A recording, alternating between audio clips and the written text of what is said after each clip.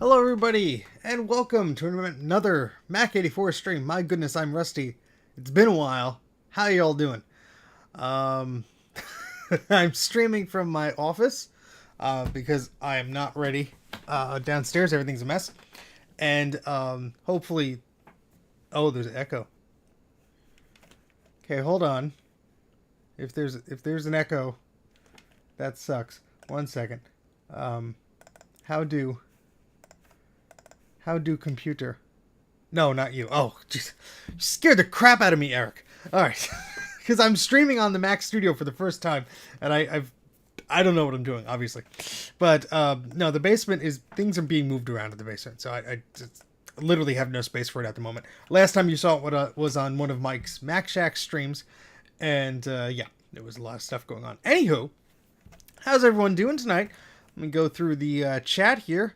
We have Jeff. We have Mr. Macintosh. Very fitting for tonight. Retro Techie, of course. No, you cannot have it. Starbuck Tech. Nikki V. Chris is here. Hello Neighbor Show. Jeff Bernard. Tyler. Eric. Tom. Let's see. Starbuck Tech. Sadmac 356, of course. Jeremy's Vintage Hillbilly Shack. We have Jeff Bernard, Electrical Outlet, Thomas Armstrong, Retro Tech or Die, Catman 2020, Sam Johnson, Carthorpe. My goodness, there's a lot of people here today. Joe from Joe's Computer Museum. Matthew is here. Scrolling by too fast, I can't read everything. DJ Craze is here. Obsolete Techie is here. AIK is here. Pterodine is here. Eric is here. Slimo TV is here. Plaza is here. Chris is here.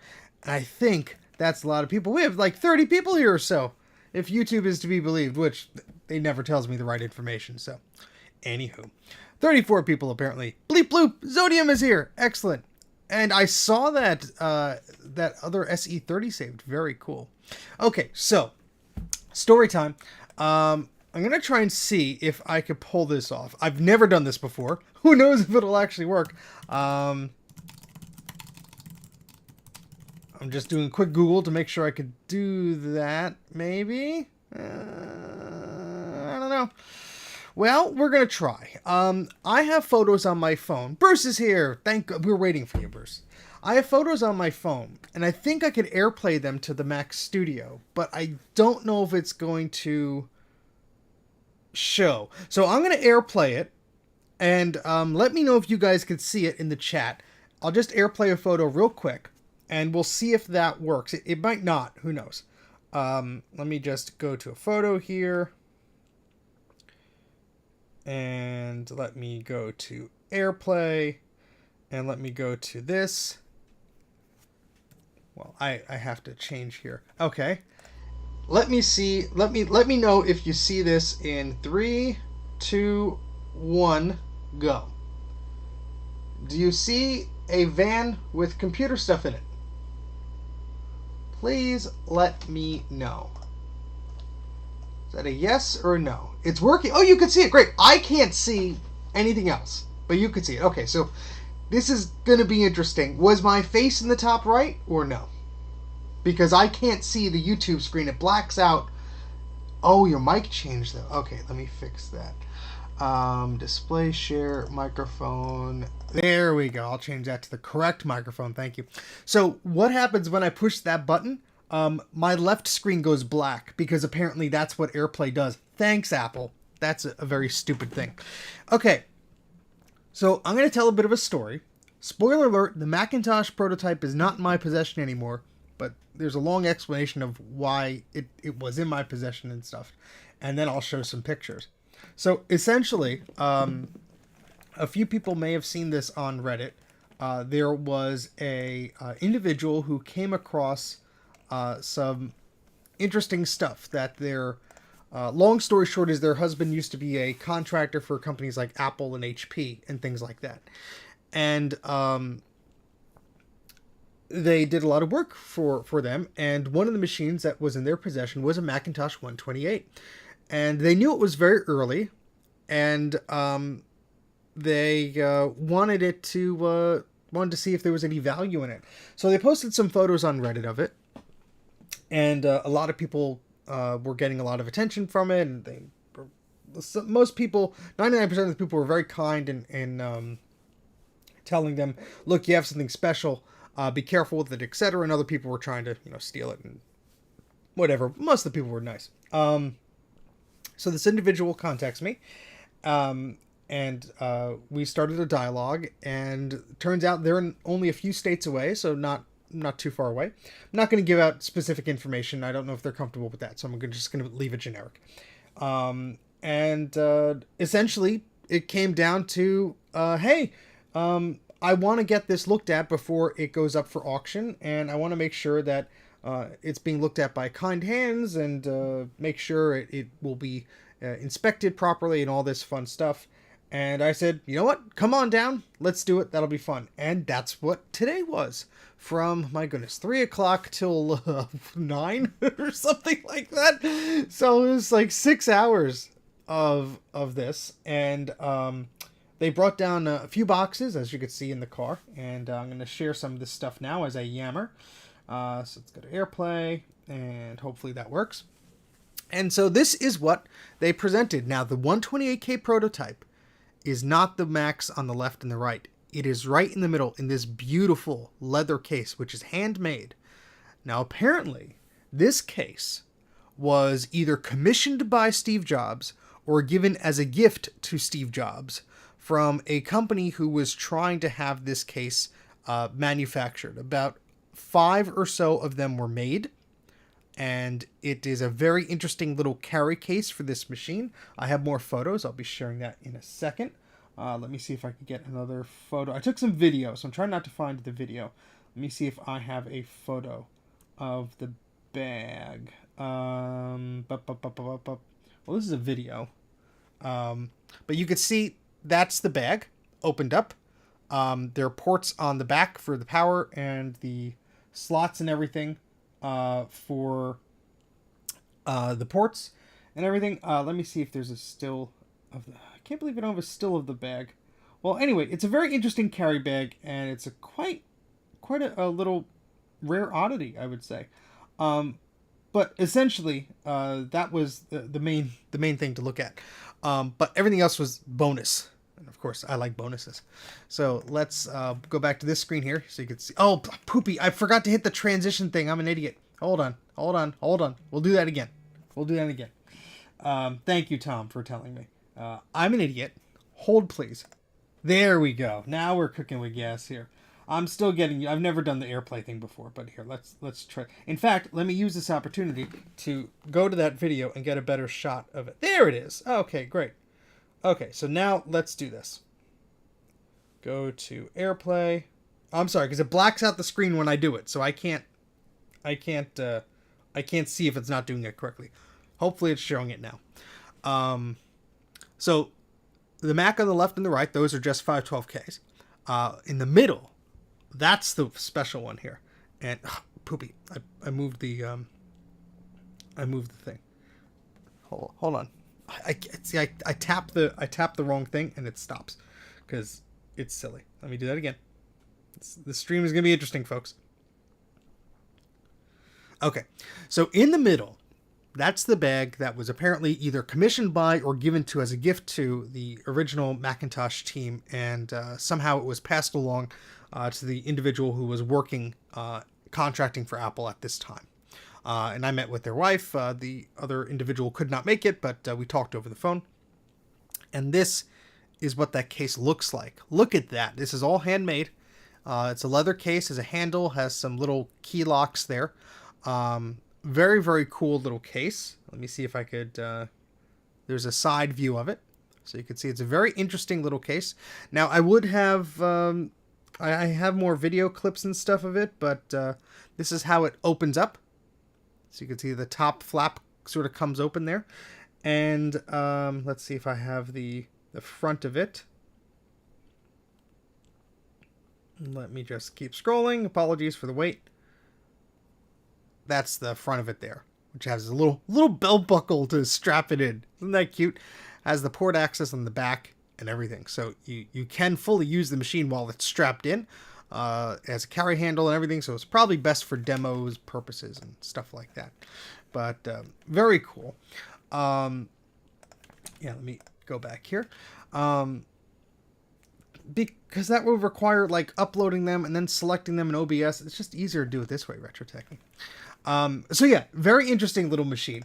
And let's get down to the interesting parts of this prototype now. So the question on Reddit and everything was, is this thing an actual prototype, or is it just like an earlier model?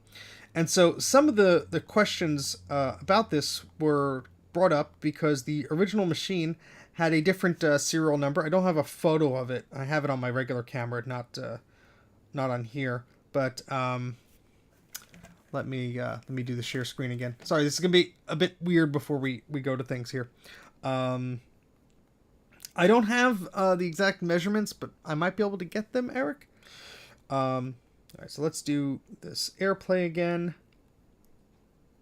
because this is a bit of a journey. I just want to explain this a bit, and then we'll go on. Oh, I do have a photo of that. Okay, great. So here, let's start out with this. And again, I can't see the screen, so we're gonna start the AirPlay. Okay, so as you can see, there is a different serial number on this device, A1454. Another thing to note is the lovely little embossed apples on the feet. Isn't that freaking adorable? Look at that. Never seen that before. And the other thing that makes this a prototype or a pre-production model, whatever you want to call it, you see the notch on the right. So the vents there on the bottom of the machine have all the vents, and then there's a little peg, and then there's more vents. Well, on the last model, the retail model, that spacing between the vents is not there. There's just another vent, which is interesting. So that's pretty neat.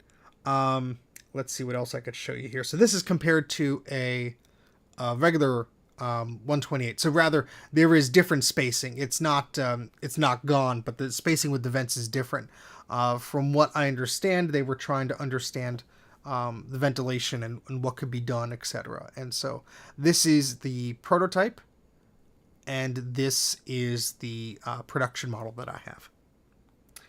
So here they are side by side. You get an understanding of that. So very cool. Now what's also cool is the back. So the back of it is different. You can see my retail 128K is on the left, and the prototype is on the right. So you see the badging is completely different, where the 128K on the left says Macintosh, where the one on the right just says Apple. There's a little Apple logo embossed there. The ports are all the same, and everything else is pretty much the same. But that I thought was very interesting. And we opened it up and took a look at the analog board. And there is some corrosion, unfortunately. You could see here and here. And I did not want to clean this up. It is not my machine. I was just assessing it for this individual. I did some continuity checks, and everything did appear okay. And so the question was, would it work? So that's what we were inspecting this machine for. There were some writing on the analog board, CO39, and there was writing on the logic board too. And we'll get to the logic board in a second. But this is the first clue that this machine was a bit special. And some keen-eyed viewers can note that. There was some corrosion on the battery terminals, wasn't too bad. But something interesting was going on with this machine. What's going on over here? Looks like there's something piggybacking this board. That's what was very exciting here. And so when you open that board up and you removed it, this is what you got. This is a lovely early 1983 Macintosh 128K board. There are two additions that you will not find in your retail board, according to what I was able to find out. First off is that red LED. That red LED lights up when the machine is on. That's all that it does. There is a blank spot on the retail board where you can install one, but that's what it does. And of course, the glaring thing here is this lovely Mr. Macintosh labeled EEPROM adapter.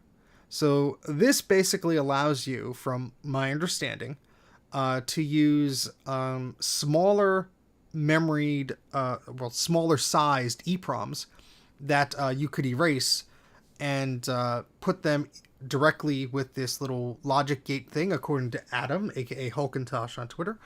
So they were, I think they were 16K chips each, values each. So there are 4 of them.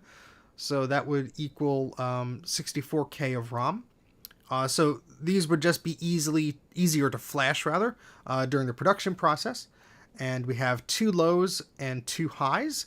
And there's some little gate array, I think, that signals that and does all that fancy stuff. So the question was, does this machine actually work? And we'll get to that. But here's the back of the board. Very similar. There are just some globs of solder around that little cage here, because this was actually, see this cable here? That's actually just like a line, and that runs and touches some resistors in the corner. I don't know if it's getting power from that or what, but that was required. And just a look at the inside of the case, which is different. The molding of the plastic is slightly different, and the arrangement of the signatures is very different, especially in the bottom right corner. So it's very early. The structure of the inside is a little different. Usually you'd have a support bar, and here there's an X pattern sort of there. There's also some additional writing on the top left, which is really cool. You could see Steve Jobs' signature right there. And Steve Wozniak's signature is in the bottom middle there of the screen. The right middle, rather, of the screen. I can't see anybody's comments, but I'd love to read them.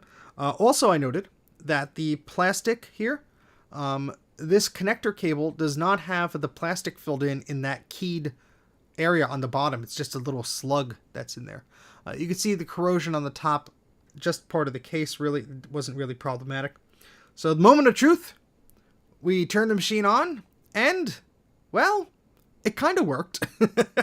We got sort of a sunken image there, and a jail bar pattern with a flashing floppy disk, question mark, which was a little concerning. But what I did was I removed the ROMs, and I reseated and cleaned everything and put them back on there. And wanted to confirm that there was actual data on them. So I did review them with my programmer. And here are the chips there.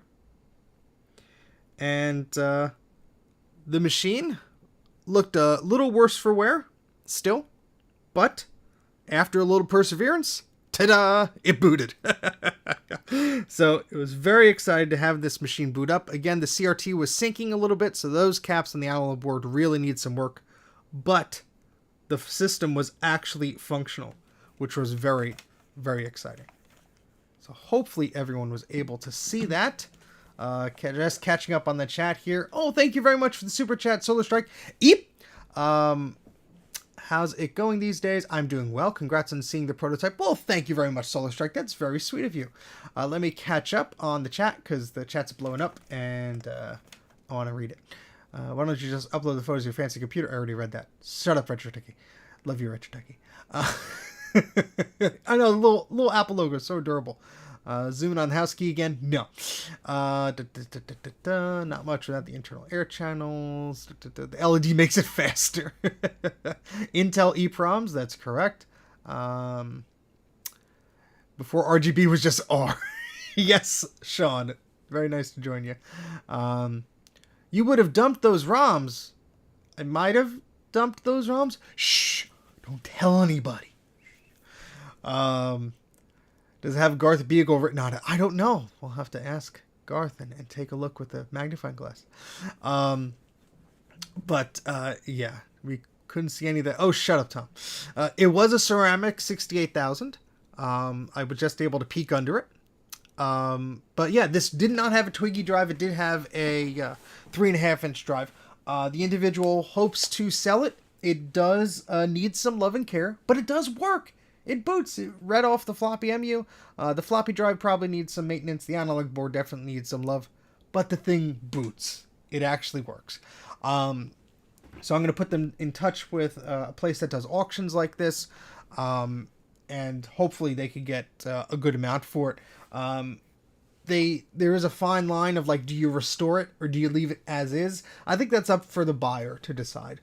Anybody who has the cash to buy this thing will likely either repair it themselves or have someone repair it. So I think that that is up to the individual who purchases this machine. I don't have the funds to do that, but I think it's a lovely little machine. I'm excited. However, you saw there were other things in that trunk, including an image writer, 3 512Ks, a lovely 6100 machine, which we may get to later, and a SideQuest drive, an external floppy drive, random PC discs, a very interesting keyboard, which I will grab from the car in a moment, and boxes upon boxes upon boxes upon boxes upon boxes of floppy disks. Oh my goodness. Yeah, so, oh, this is an Apple box, I just realized. Oh, this was a box that included the individual pack of 10 discs. Look at that. Oh my gosh, I just noticed that. Hold on, I have to take the discs out to see what's. I'm excited. That's why I wanted to stream, because this individual worked on Mac Paint. So there's probably some fancy versions of the software on here or whatever. I don't know. I'm guessing. Oh, look what's under this. Look what's under this. We got stickers. All right, let me just take these out of the box so I can see. Oh man. Oh, the box wanted to escape. Let me take these discs out and see what goodies are underneath this. My goodness. Look at that. Now, water has gotten into this at some point.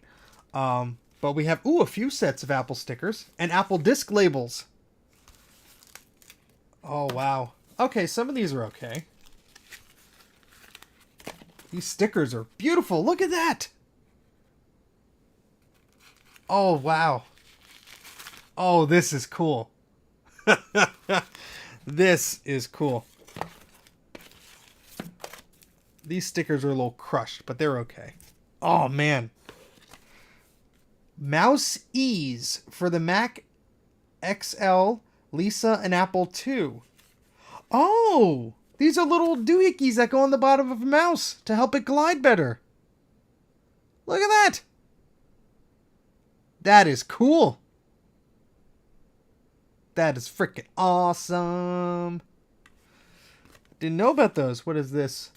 Disk Express by Alsoft. I think I archived some software. I don't know. The discs might not be moldy, but we're going to try. I'm not going to read all of them today. I don't even know what half of these are. But we're going to do this together.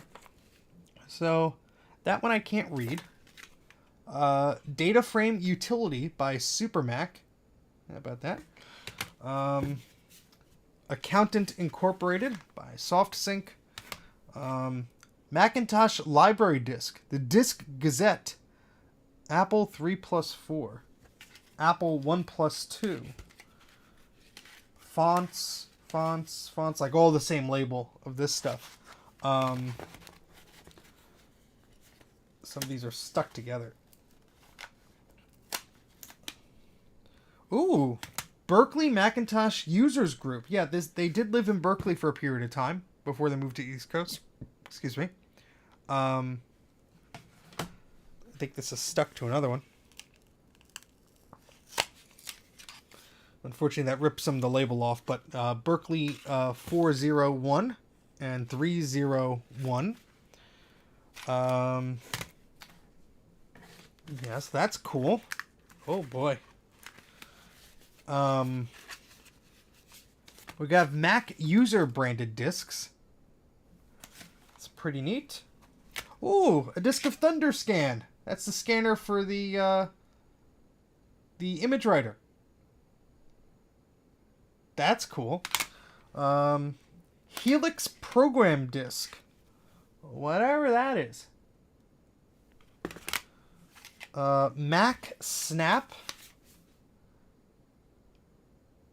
Whatever that is. Yeah, some of these had seen some moisture, so they're sticking to each other. Hopefully they're okay. Mac Spin, probably a hard disk software. Microsoft Multiplan. Wow. Wowza. Trying to be very gentle. I don't want to rip these labels. This one looks like the labels are adhered to each other.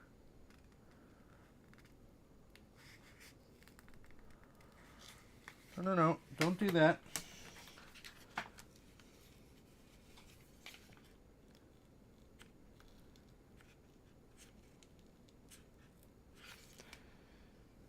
This is sort of stuck. Yep. Yeah, water got on this. Another ThunderScan disk. Yeah, I will inspect them, but I don't want to rip this.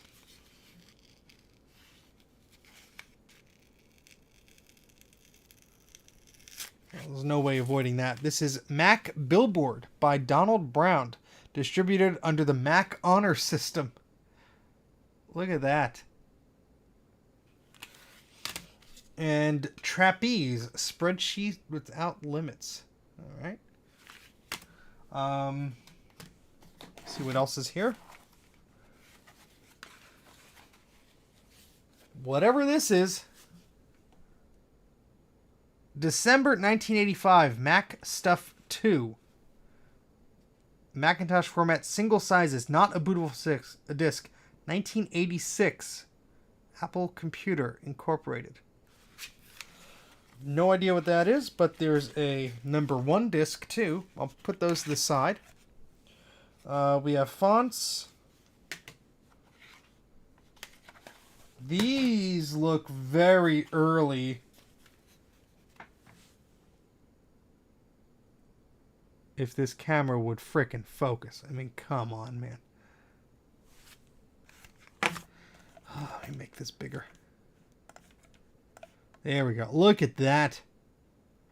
Methinks these might be development builds. There's a lot of these. Mac build disk. Examples. Not a bootable disk. Not a bootable disk. You look at these. That's just. Oh boy. My goodness. Look at this. Macintosh 68,000 development system. Disk 1 of 2. Version 1.0.1. Rather 1.01. That is cool. This is development software. And the discs are clean. I'm putting those to the side too. I don't know if this stuff has been archived, but that's what I was given this for, to preserve this stuff. System installation.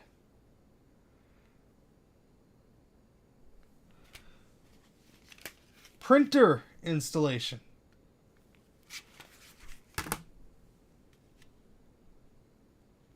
Oh. Okay, they were also a developer of Mac Calc. And this is a evaluation copy of that, apparently. This just says tools.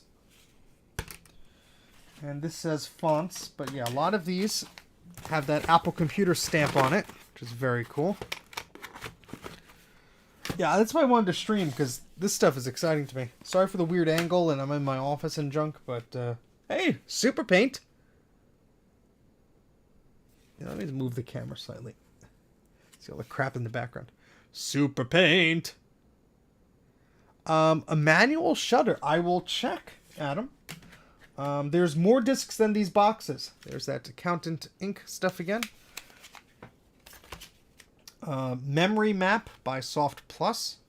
1986. Copyright Apple. Interesting.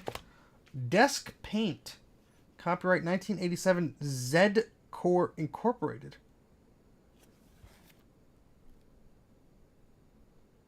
Very cool. More of this accountant thing. Quick and Dirty Utilities, Volume 2.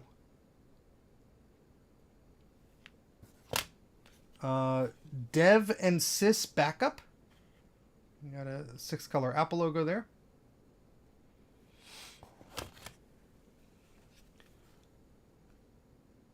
Calc AS Source. Whatever that is. A Calc Source. This might be the source code to Mac Calc, if that's to be believed. Save Backup. Source Backup. Calc Save 2 Backup. ASM Backup 1. ASM Backup 2. Calc to Save Backup. Calc to Save 2 Backup. Oh, here we go. Look at this. So this is disk 3 and disk 2. I don't know if disk 1 is the same that we saw. But that's really freaking cool. That is awesome. Put those to the side to look at. Source Backup Daily. Oh my goodness. Mac System Tools Italian. Hey, buongiorno. I don't see disk 1, but Mac System Tools Kanji, the Japanese version of Mac System Tools. Mac System Tools, oh my goodness, Italian, Portuguese, Swiss, German, Turkish, Canadian French. There you go, Retro Techie. These are all just different languages of Mac System Tools. Look at these. These are really cool. That's what I'm guessing, Tom. Let's see. Arabic, Dutch, French, German. Very cool. Well, might be archived already. Let's take a look at the link that you sent. Yeah, I wouldn't be surprised. 68,000 development system. It looks like I'm going to download that SIT file. I'm opening up to see how many disks are inside of there. They have 2 disk images. Okay, well mine's slightly different then. Don't tell me what copy to boot. BP185. BP doc. RELS and dev T. Alright, and we have this stack here. Yes, it was early Mac software. And don't you hate typing on iOS and you type the word Mac and it puts it to Macs? What the hell's wrong with that? Stupid iOS. Copies of Microsoft Excel. 3 disks here. Version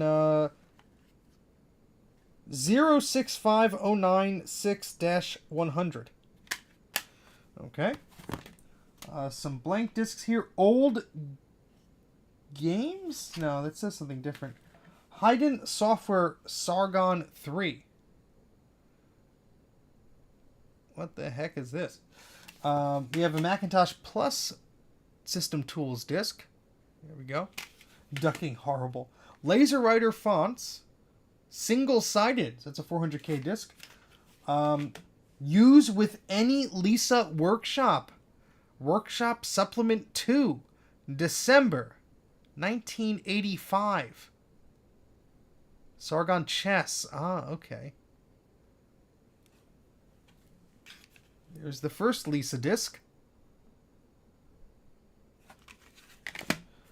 We have many versions of Macintosh Paint and Macintosh Write. This individual was responsible for working on Mac Paint, I believe. So it would make sense that they have many copies of Mac Write and Mac Paint. Oh boy.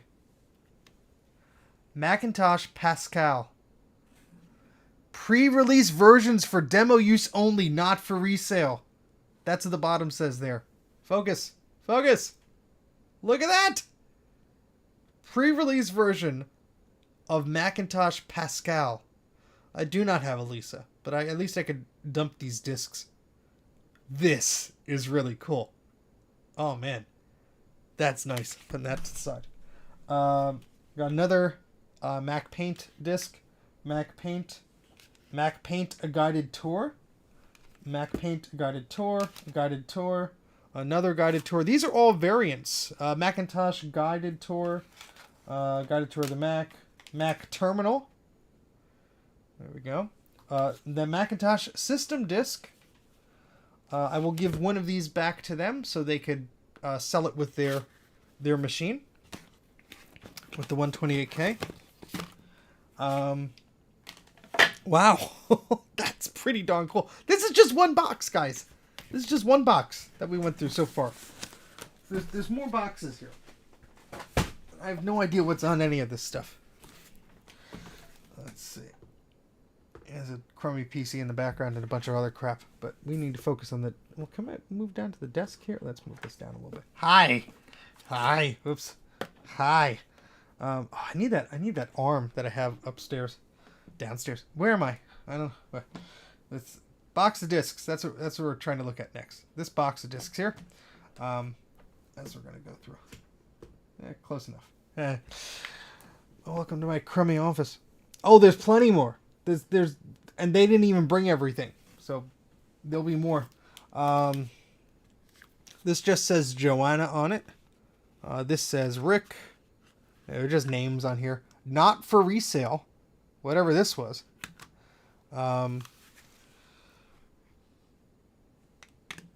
Apple Developer Series. The Information Exchange. Mac Tutor Help, apparently. Disc 2 of 2. I do need a bigger boat. Very early copies of Mac Write and Mac Paint. These discs are mine to keep. Not for resale. Mac Draw. 6/29/1984. Very cool. For training use only, not for resale. That's what it says on the back of these. For training use only. Not for resale. Oh, these are cool. This label's all gone.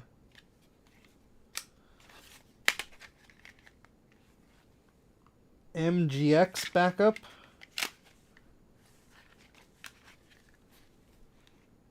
Can't read that one. TaxView 1989 Beta version 3061. TaxView.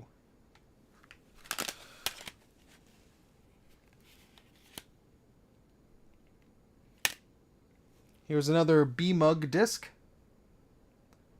Part 21. Here's a SF88.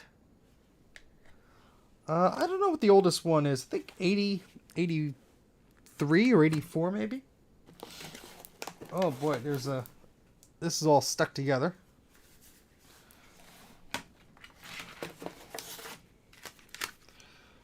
It just says people's names on them. Ooh, microphone. That looks like software that would work with that weird phone that you have on your 128K, Sean. Although I think that was different software. Look at that. Communication software for the Macintosh by Software Ventures. There's a lot of Polaroid discs with dates of 89 on it. Data Rescue Diskette. A lot of these just have very short abbreviations on the labels. The original owner knows what they meant. I don't. This is wrapped in paper. We'll look at that last. Yes, that was Mac Phone, not this one, but it reminded me of that. A lot of these don't. Oh, this label came off the disc, and it's stuck to the other one. It just says NTB. No idea what that is. And these don't really have labels that are easily. They just see a lot of them are just scribbled. Like these were reused.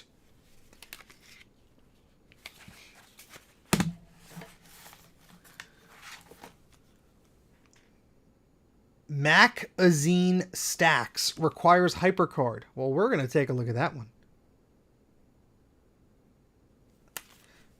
I nearly just put orange juice instead of milk into my mug cake batter. Sorry, Joe.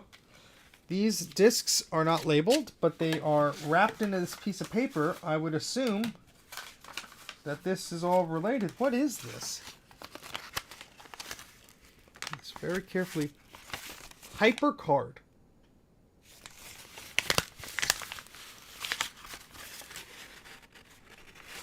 This might be a personal letter, so I'm not going to show it on stream.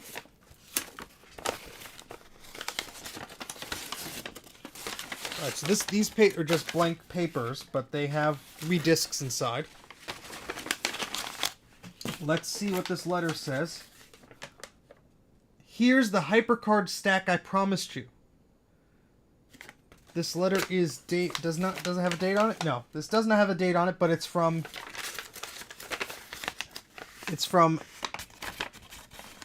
Mac84 is the company. Hi, Rick. Here's the HyperCard stack I promise you. Good luck in whatever you do next. I'm confident that whatever it is, you will be a success at it. And it's signed Bob of Mac84 Software, a subsidiary of Heart Graphics Incorporated. We're gonna have to. We'll put those. Where'd I put those discs? They were here.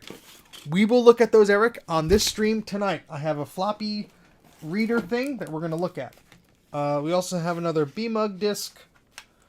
Let's see. A lot of these are just scribbled. Back up.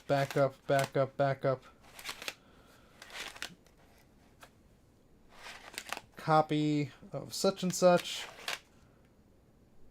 Delta files, and it has a bunch of state names. This is probably for the taxes. I want to see it do that first. Okay, Eric, we will. Another P-Mug disc. Okay. I'm going to put all of these back with this. I'm just taking select discs out as we go along here. We have one more box to look through. And then I swear, and this isn't even all of it. There's more boxes in the living room, but it's going to take forever. So I'm not going to go through all of them tonight. But there's another box here. I mean, just look at this. Just look. Just freaking look at all these floppies. Look at all these freaking floppies. Okay, so, whoops. No, jeez. You silly camera, you have a mind of your own. Stop swirling. Swirling towards freedom. Oh, jeez.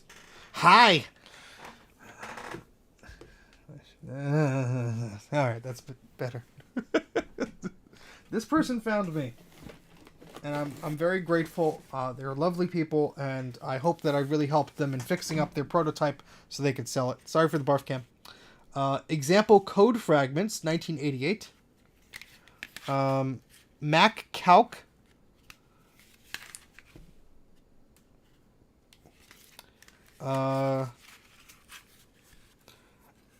HAEADEX beta version, 1984. Mac Calc. Yeah, they worked on Mac Calc. There's tons of these discs here. And there's serial numbers on the back. Let's see what else, if there's anything that stands out. Macintosh System Tools, version 605B. Confidential. Confidential, fellas. We can't be looking at this. It's confidential. April 4th, 1988. Put that to the side. Definitely looking at that. Mac Calc. I'm going to say that name so many times it won't even make any sense. This is another HAB Edex demo. Mac Calc data. Okay.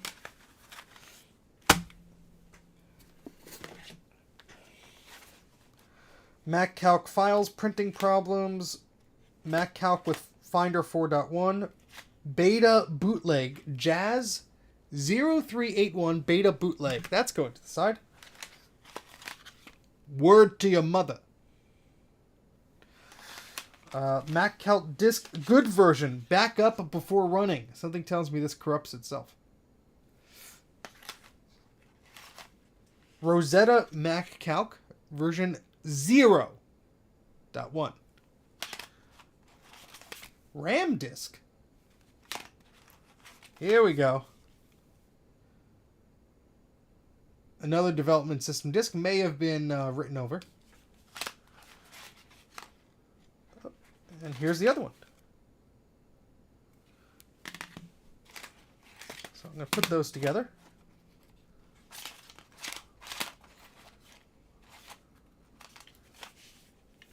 System disk July 30th, 1985. I like this one.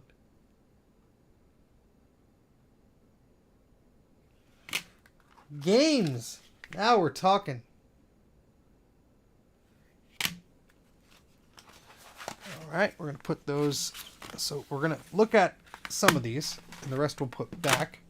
Well, they worked on Mac Calc. They developed it, so of course they have a bunch of copies of it. So personal files.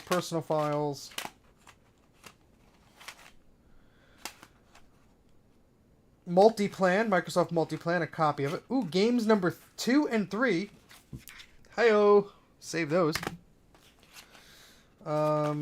Mac Write.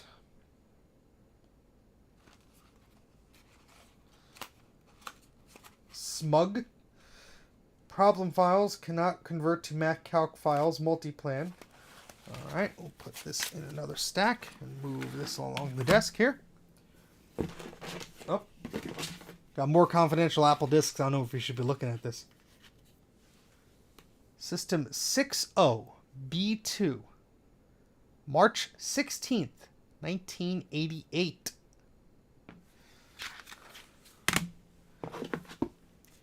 Sony IBM Gray. Whatever that is.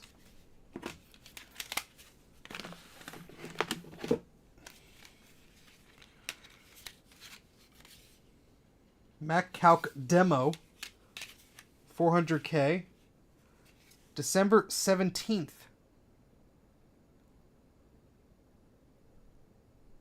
With an extra eep. Oh, another Apple Confidential disk. Utilities. Another Apple Confidential disk. Utilities Part 2. Another Apple Confidential disk. Printing. Oh, these are cool, man. These are cool. Another Apple Confidential disk. Utilities 2. Oh, I'm excited. I can't wait to look at some of these. Hopefully they read. Hopefully they read. Let's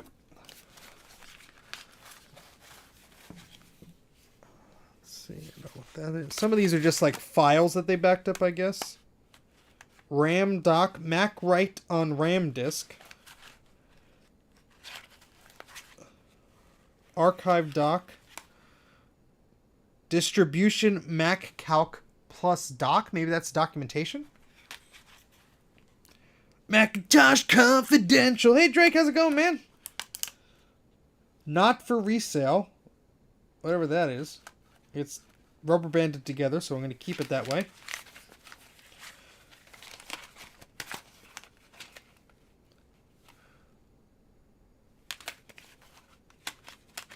Some of these are just not labeled. RAM disk, Mac test, internal use only. I think that's system 4.2, fellas. With a date of September 5th, 80. I can't read, the stamp is faded away. Just don't tell people. Yeah, sorry if I'm not catching up with the chat too much. Everything is just flying by as I'm looking at this stuff. Ooh. Look at, is this a Lisa disc? Look at this beautiful label. Office System 1. Gas Supply Systems Department. Release 2.0, 1984. Look at how beautiful that is. I've never seen a label like that. This looks like a Lisa label to me, if I were to guess, but yeah. Oh, that's awesome. It is a Lisa disc. That's cool. That's really cool. Put that to the side for sure.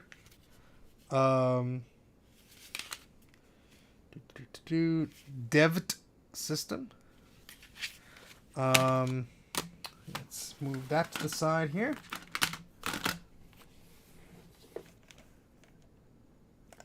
I will, oops, I lost the chat. Let me bring up, I will be scanning a lot of the interesting labels. And Joe, you know it's me. I'm preserving this stuff. Don't worry. You don't gotta worry. Don't worry about it. Okay? I will take this opportunity to say, patrons, thank you very much for your continued support of me. Really helps me do this stuff, and the gas money and the funds and all that stuff required to do this stuff. 400K library disc, whatever that is. But thank you. Thank you to each and every one of my patrons. You know who you are. You are fantastic people. And the support that you give me for this channel is something that I could not live without. So thank you. Mac Calc Garbage. That's right. This person did garbage collection routines. That might be what this is for. Collecting data out of memory from, if my memory serves. Program disk. I don't know what that is. It's torn, but I'll put that in the pile to look at. Is this the pile to look at? No, this is just... Oh, no, that is the pile to look at.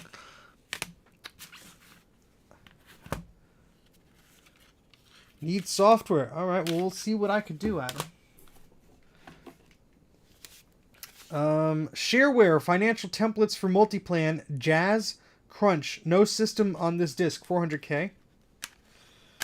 A lot of blanks. Blank. MacDB. Memorex. Micro disk. Single-sided. That's cool. 800K boot disk. XL. Hold on here. That might be for Macintosh XL. Mac Calc disk version R02.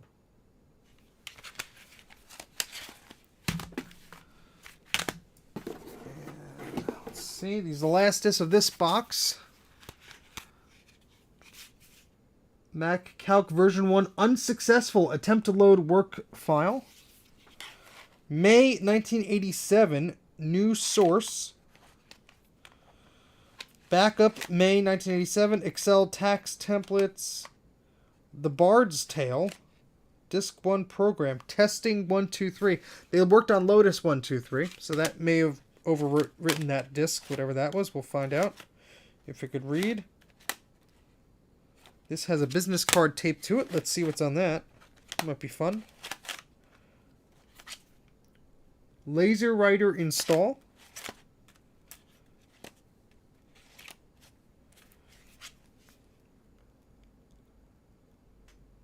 That is very cool. February 18th, 1985. Mac Write, Mac Draw. And this just has a February 22nd label on it. So that is the discs in this box. I'm going to put them back in the rough order they came out of. I did take a good 30 discs or so out that we will be looking at.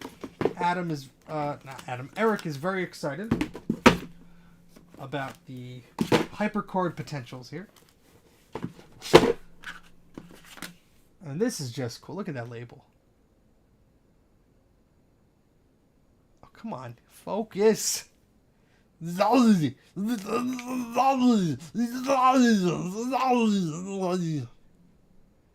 close enough. All right, so I'm going to put this down.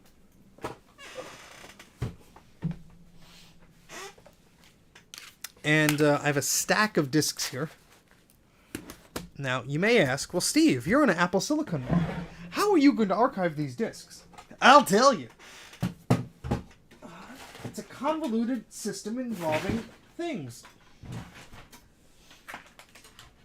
Ow, pointy. This is a Sony model MPF920 floppy disk drive from a PC. And this is a long cable. This is a CryoFlux, a piece of hardware that allows you to image discs. Now, I don't have an applesauce. I don't have the funds for that.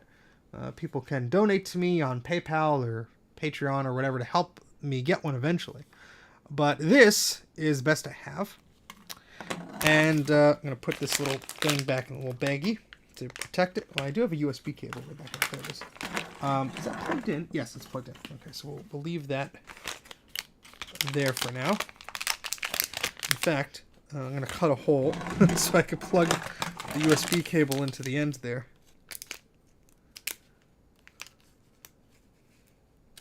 Perfect. And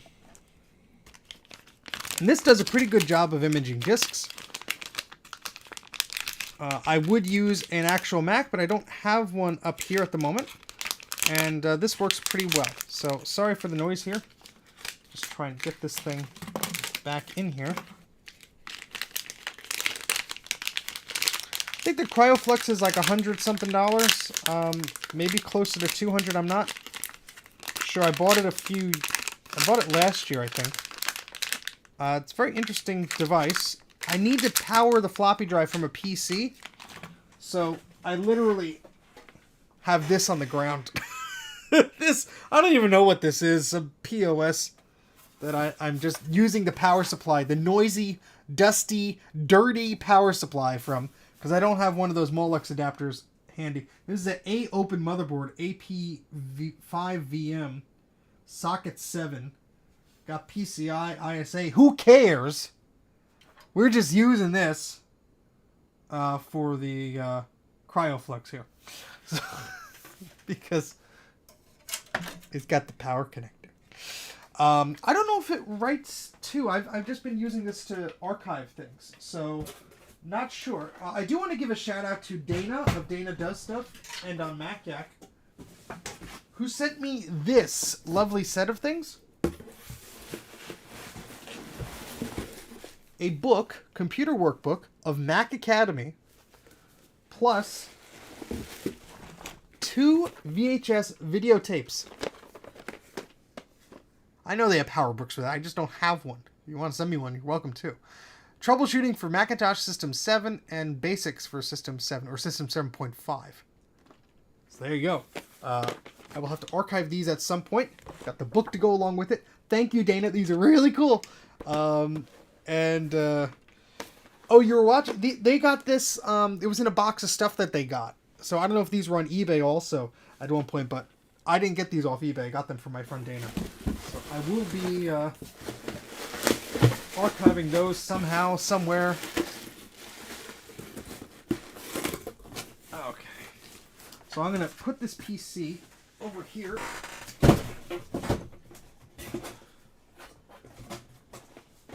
Would I sell this PC? I don't know. I want to graduate Mac Academy. That's the dream. That's the dream. All right, let's get this power cable here. Oh, that's plugged into this. Unplug that thing.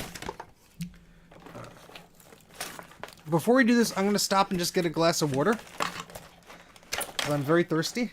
I've been yapping for like hours and hours and hours and geeking out, which is fun, but I need a water break. I'm just going to leave this wire here. We're going to look at some floppies next, and I'll do the screen share and all that stuff. Sorry, I pushed the button prematurely. We're going to do that and all that stuff. I'll be back in just a few moments.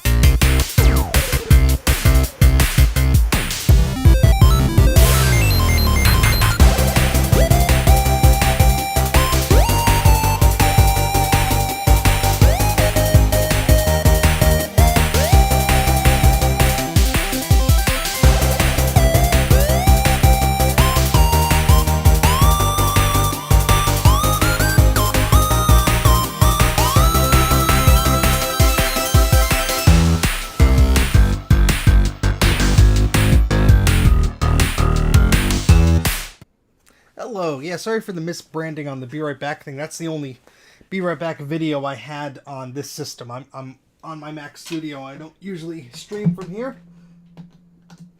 In fact, it's the first time I've ever streamed from here. So it's a bit different. Let me just plug my phone in because it's about to die. There we go. All right. And, oh, need this PC plugged in. It is plugged in. Excellent. So, hopefully this PC power supply does not explode while we're using it, because that would be unfortunate. So let me get off my fat butt here and plug the power in. And then I believe we have to, let me see, I have a power brick for a Molex hard drive that's collecting dust. Anyway, I can send it to you. You wouldn't need to bring out the massive old PC. Red Leader, I do have one of those. I did order the floppy to Molex adapter thing. If you want to send me an email, mac84tv@gmail.com, feel free to. But we should be okay for now. I do appreciate the kindness there. I'm going to plug the floppy into here. I think that's going the right way. Here we go. And I think I have to plug this into the computer and then turn it on. So hopefully I don't damage anything here, because this is kind of janky, but alright, and let's turn the power on. Alright, we got a green light on the floppy disk. So what we're going to do is we're going to set up a little session here so you can see my screen. Let me open up, where's the software here? CryoFlux. And let's see. No worries, Red Leader. Let's see.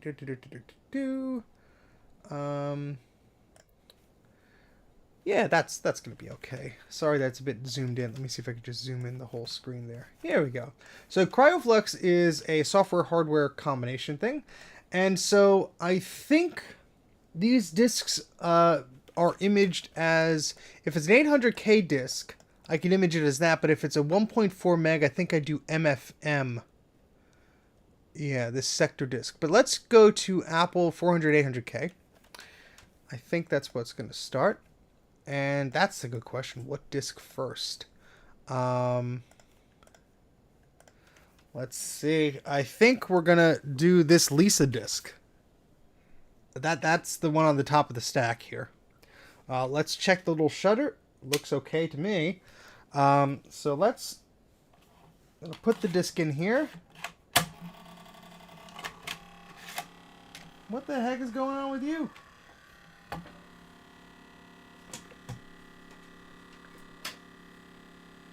Something's unhappy with this. Hold on. Make sure. Oh, is the USB plugged in? Maybe? Oh, hold on. Let me double check here. I might have unplugged the USB or something like that. Yes, the USB is unplugged. Hold on, please. Let me turn off the power as instructed and plug in the USB. Sorry. This might get a little hairy. It has to plug in directly to the system. It does not like being plugged in to a hub.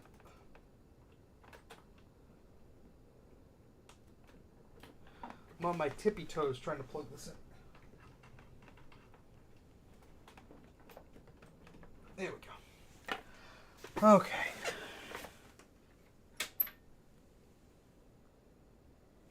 Alright. I think we're good now. No more blarfing. Alright. Try this again. So I'm going to plug this in. There we go. No noise. And let's name this disk Lisa Office. And hit start. And so this will tell us, as it goes through, it's going to see which sectors are good or bad. Now this is a single-sided disk, so it's only reading one side.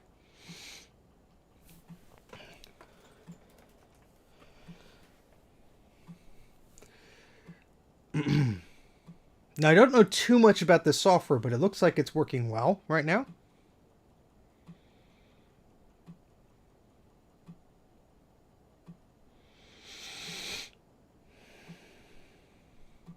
Oh, sorry, just catching up. I've been yakking all day.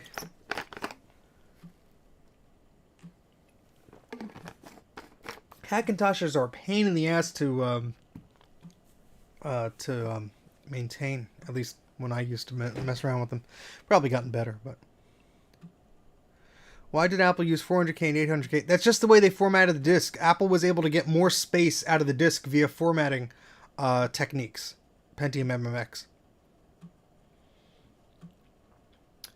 Well, at least, Adam, it seems to be archiving it. I don't know if I'll be able to mount the disk, but seems to be doing okay. Yeah, Apple's disk drives, the 800K disks, were written at a variable speed or something like that, or whatever. Oh, we got a bad sector. Come on, you can do it. You can do it. Come on. Come on. Ah, bad sectors.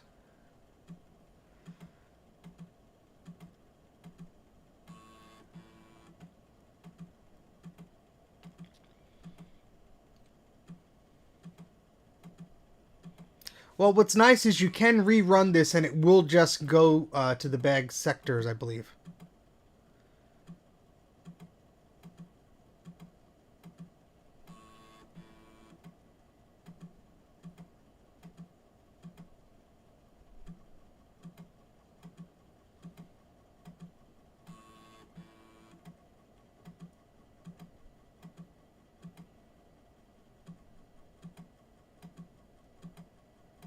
It's trying, but oof.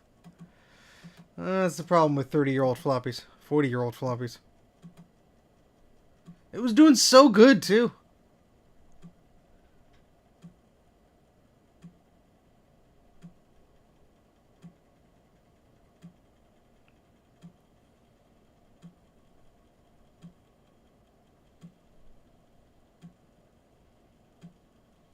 $900 more discs to go.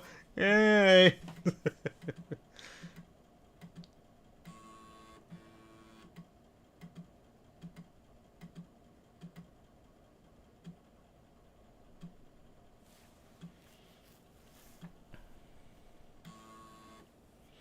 Okay, yep, I will definitely make an applesauce pile. I'm clicking on OBS, that's not gonna help. Scatter track, yeah. So that was that. I'm gonna put that to the side. I'm not gonna worry too much about that. I'm curious about these Lisa Workshop discs next.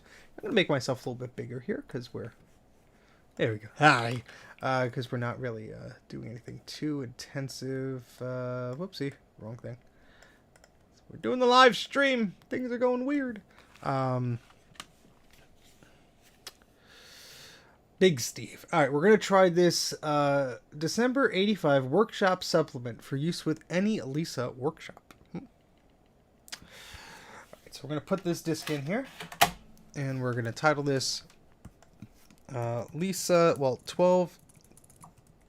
12A5 Lisa Workshop Sup Disc, well, Supplement 2. Is this, which one is this? This is Supplement 1. Sup 1 of 2. And we're going to hit start.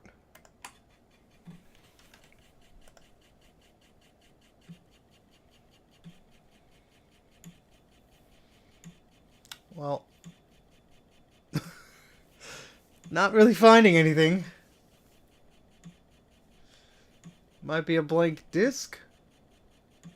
Or a different format.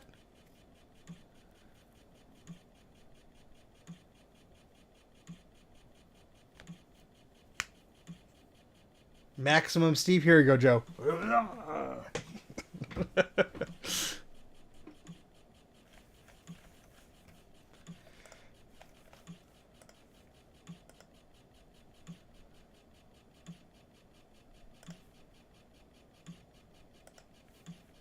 Yeah, I don't think this one's this one's working.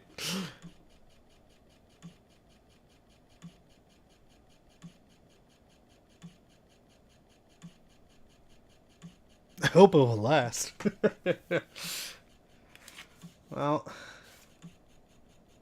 February 1986.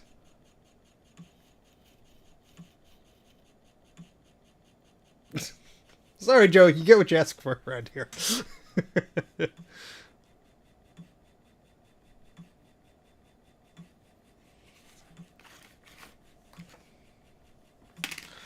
Oh, boy.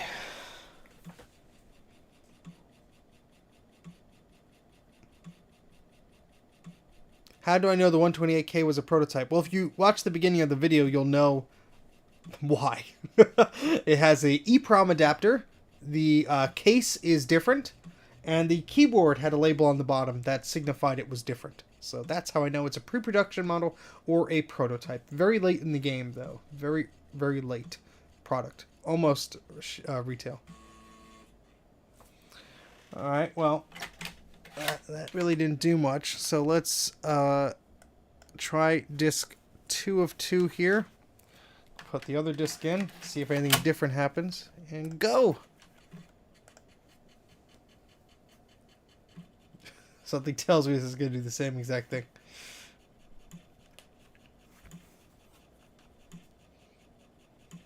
I should just stop this, I guess, but...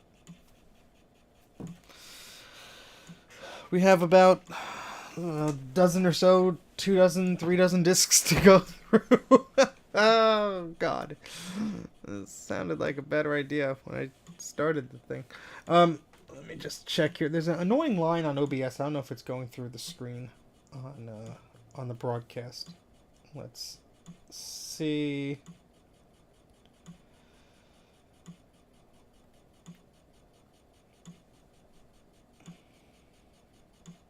No, the line's not there. It's just a graphical glitch. All right, cool. Yeah, the unknown means I don't think it could understand the format. That's what now I'm not an expert with the software. It could be that I selected the wrong format from the drop-down. See, it says Apple, DOS, 400K, 800K. It could be that this is the wrong disk format. Maybe it's in a weird format. It could save in a bunch of different formats. Really suggest you check out the CryoFlux website. There's a lot of information. Some of it's a bit hard to understand. You have to like read it a few times before you get it. But yeah. Okay, sorry. The microphone here. Let's see what discs to look at next. I think we'll have to do the HyperCard ones for Eric. He was waiting very long and very patiently. And I also have a Mac emulator here. These are the Lisa discs are hard to image. Yeah, if this is a Lisa disc, then that would explain a lot. But I will put them to the side. These 3 discs appear to was in that HyperCard folder. So we'll try that. Do you have the Flux Visualizer installed too? I don't think so, Nick. I just have the CryoFlux app here. I'm a novice with this software, so there could be things I'm missing out on. View scatter window. No stream data available. Okay. Well, might as well try them, Eric. So here is Mystery HyperCard Maybe. Disc 1. I'll put that in here. And I'm going to name this HyperCard Blue 1 of 3.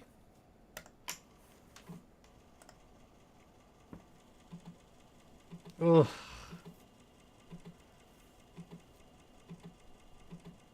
Oh, God. Well, this isn't a good start now, is it?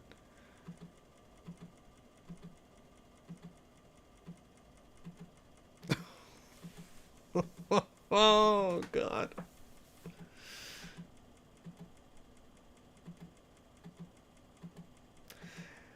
Pay your respects in the chat, folks. What is it? The F key?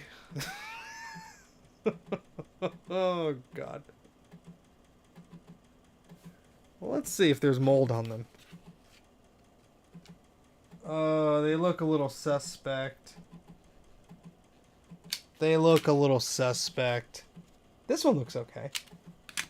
I'm going to put this one out of its misery.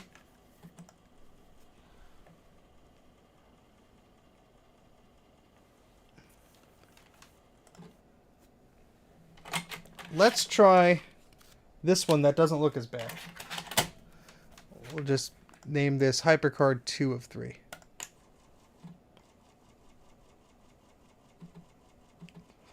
Same crap. Well,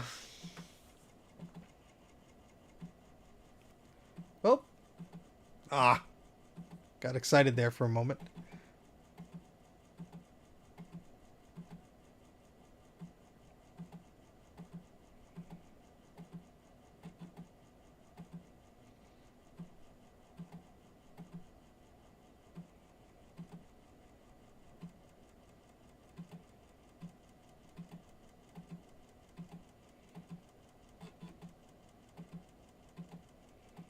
I think there's a setting in here of how many times it could retry it, but...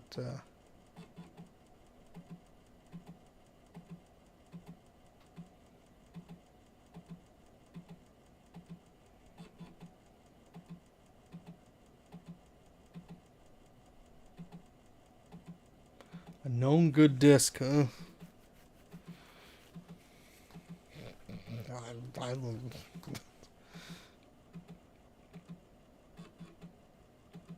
Well, I'm assuming it was mold. It's like they look like scratches on the disc. Let's see if I could turn this.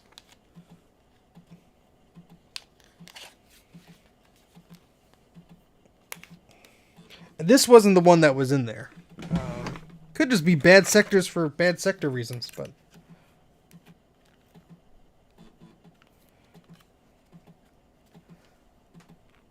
It's very hard to see. Wow, it actually focused, but that's what it looks like there.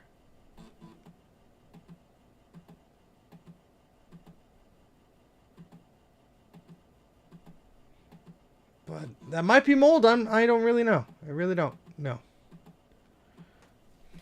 So maybe I'll put these to the side.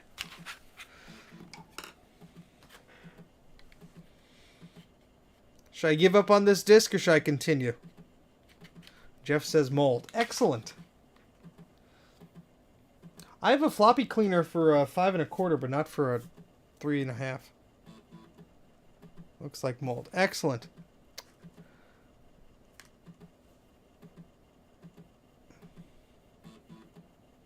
So I really need a cleaner for 3 1/2 inch discs. That was mold. Now it's in your heads. Excellent. All right, I'm going to give up on this disc because it probably needs to be cleaned.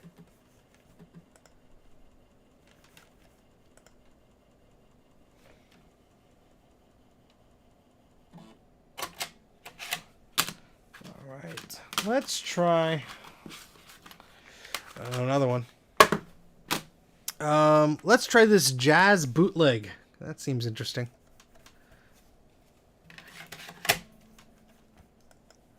Jazz bootleg.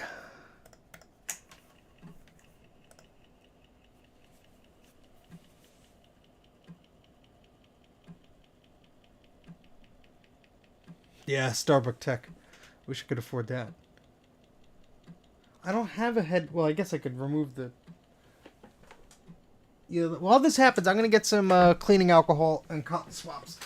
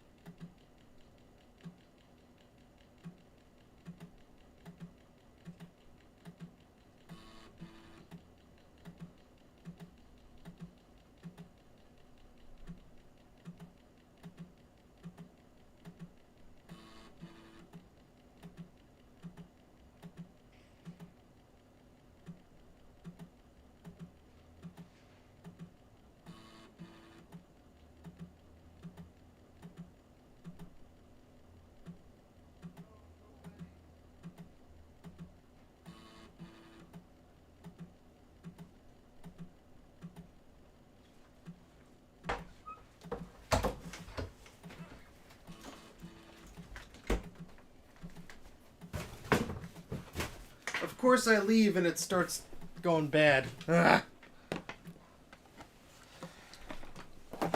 Well, got some things to help. Maybe. Ugh. Look at this, though. An Apple Computer branded floppy disk case. And inside are some Apple disks. Calc save. Temp. Calc source. Looks neat.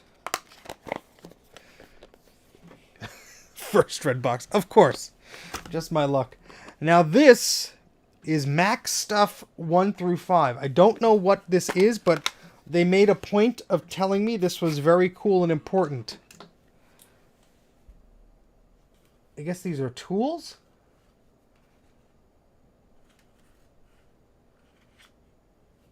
We have fonts, example, something, something. These all have a copyright date of 1983, 1984. Mold loves magnetic media. That does make sense. It is stuff. Who knows what, but we will archive it for sure. All right, so let me try something here. We're going to open up a piece of software here called Mini VMac. Let's close this out. And this is a Macintosh Plus emulator, but it could also, well, it could emulate a lot of stuff. I have it set up for a Macintosh 2. And so I'm going to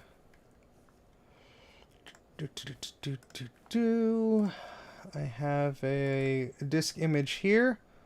System 7. Just going to drop that onto there. Come on. There you go. Now, what I should be able to do is take this Jazz disk and just drag and drop it over here.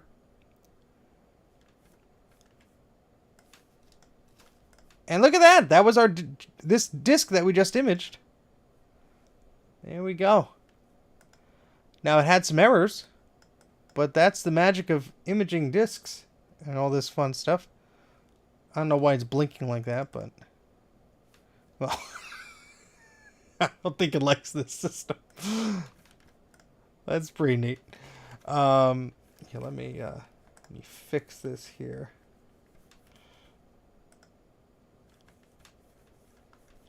Hold on one second. I will clean the heads now, Adam. Thank you for the warning.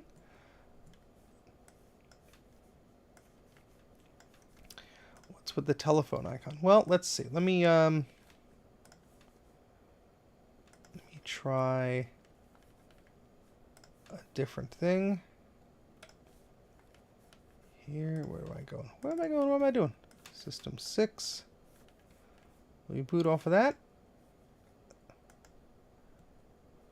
Alright, well, let's just close this. Oh, emulators.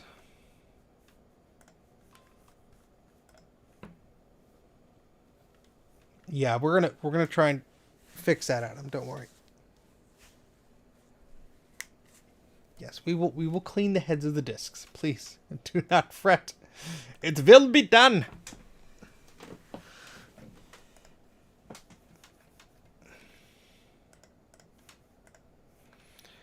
Okay, so let's boot from System 6 now. Instead, maybe?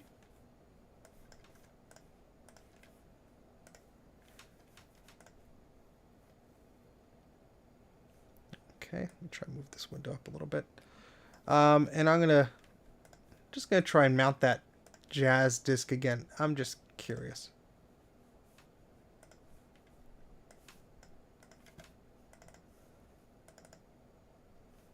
Well, we got something else for a split second.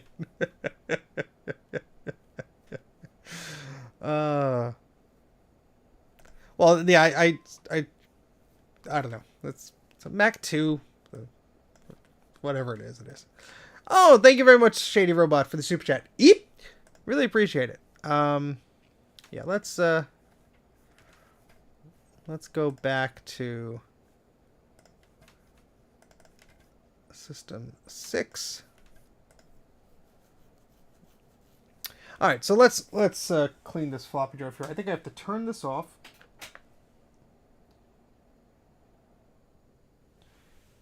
And then we have to unplug it from the USB. And we're going to figure this out together, huh? Need to run this early software no later than a plus. You're going to encounter a lot more often. Okay, well, we will reconfigure our emulator to work for Mac Plus. How about that? I need to figure out how the heck we're going to... Yeah, that's not bad. As soon as I freaking said it. Well, I have no camera arm, so this is going to be really crummy. I apologize. All right. Unplug this floppy drive. How do I open the top here? There are no screws, so maybe it's just prying? Good old-fashioned prying. Because why not? It's a PC floppy drive. Yep. Yep. Yep. Yeah, look at that. Comes right off. So let's eject this disk here. There we go. And so I assume I'm just going to take a little cotton swab, like this one here, dip it in a little alcohol,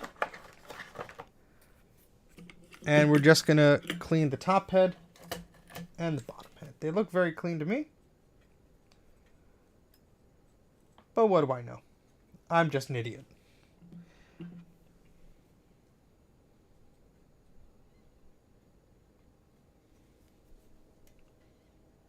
And I have never cleaned this disk head before, so it could probably use a good cleaning.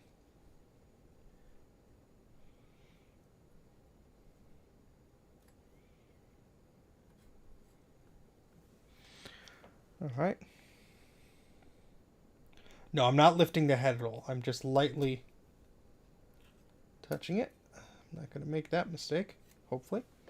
All right, well, I guess there's no sense in putting the cover on. We could just leave it like that, because we like to live dangerously.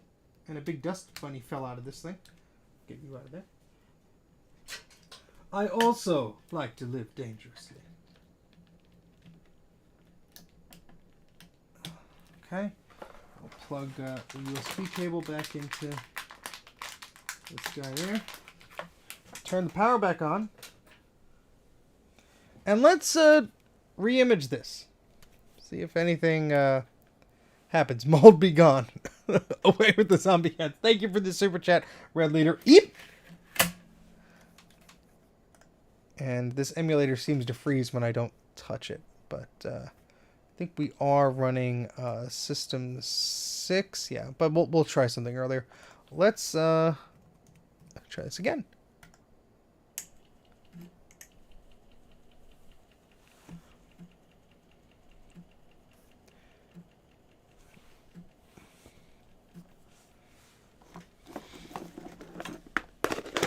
Oopsies.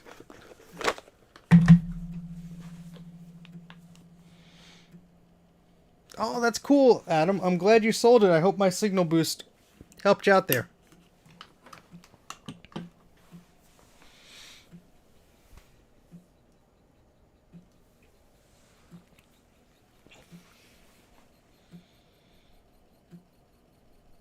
Before I discovered your channel, the Wild Eep was my Facebook text tone for years. Quack is my primary phone text tone. Oh, Red Leader, that is fantastic.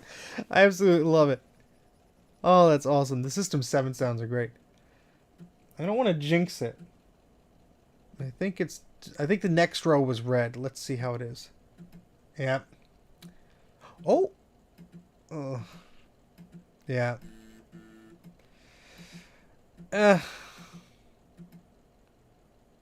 Oh, excellent, Adam.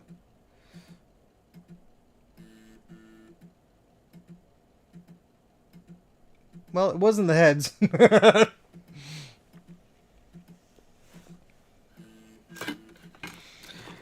Oh, boy.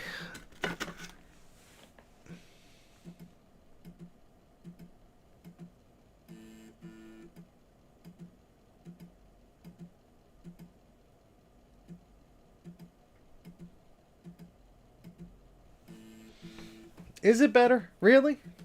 Rewind and tell me, because I don't know, honestly. While that does that, let's reconfigure this Mac. Let's see.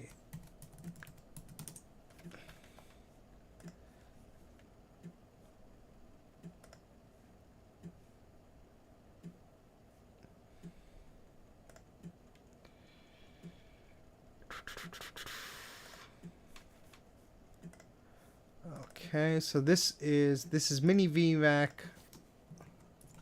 This is a beta for Apple Silicon, but that's what I'm on, so that's what I got to use.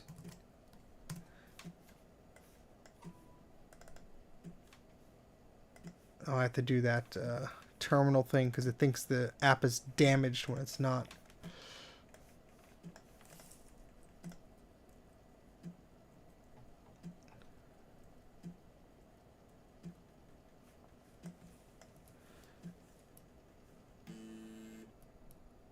Okay, I think that did a little bit better that time. What do you say? All right, and let's okay, so it needs a ROM, which is fine. Retrobyte floppies. Oh god. At least one less bad sector. All right, cool. So let's get a Mac Plus ROM here.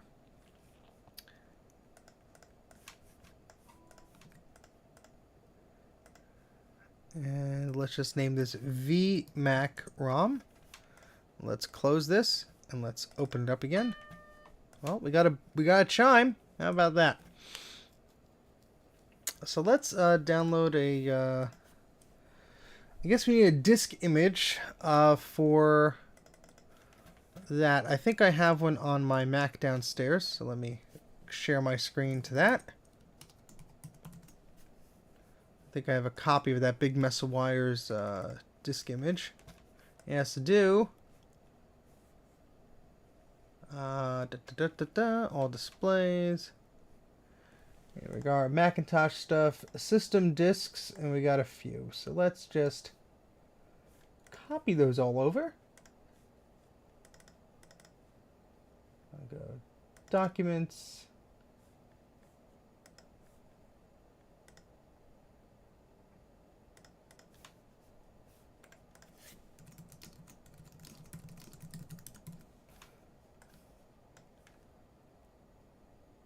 And we're going to try that.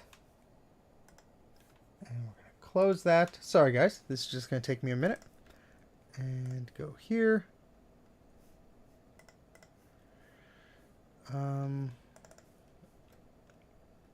we are. Okay, and let's try system. We have 2. There we go. How about that? Okay, so we have that. Let's go to our image disks here, and we have this same one, Jazz bootleg. Oh, look at that. Program disk must be inserted. Cannot continue. Okay. Oh, Lotus. Jazz from Lotus. Okay. Interesting.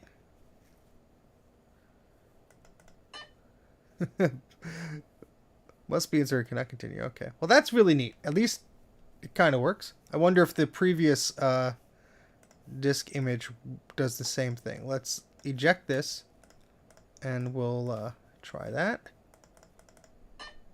Yeah. Okay. So it was the earlier version of the system. Good call, guys.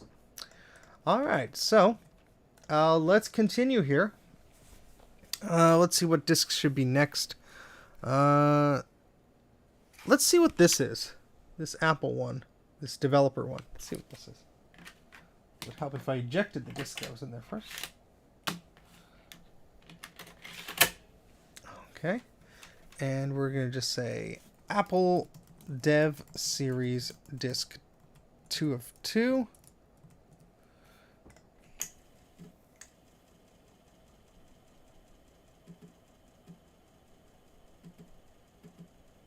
Oh, come on, man.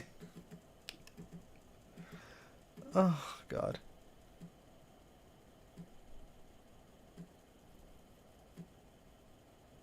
The rabbits kicked me out, Ron. No, I'm just up in my office today. There's too much crap downstairs for now.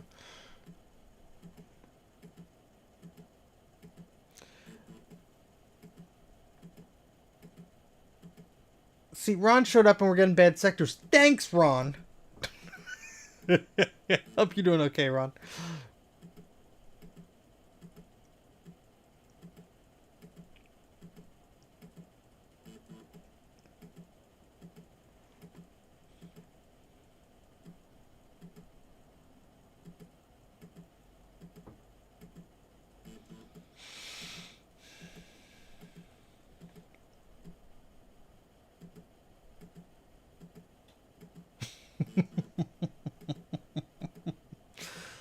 Oh, God.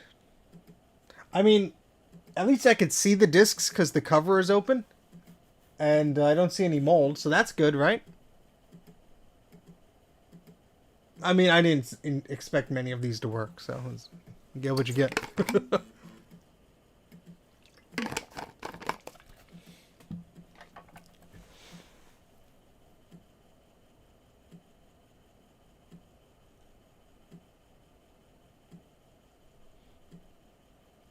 But sorry if this is sort of a easygoing stream today. Ugh. Oh boy. I named him Roger. Well, thank you for taking care of such sweet little creatures.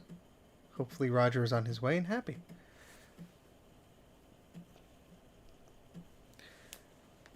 Demolding floppies yet. I think you just got to clean them very carefully, if possible. I don't know. I'm just guessing here. Magnet collection. They were in a basement, so that probably didn't bode well for a lot of them.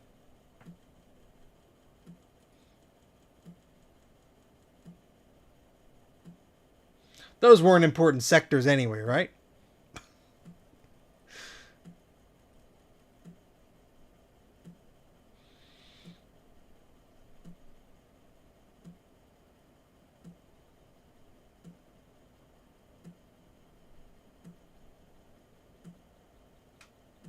Yeah, the little frame with the thing to clean it. I need one of those. I have a head cleaner for the 5 1/4 disk drives, but I don't have any disk cleaners for the media.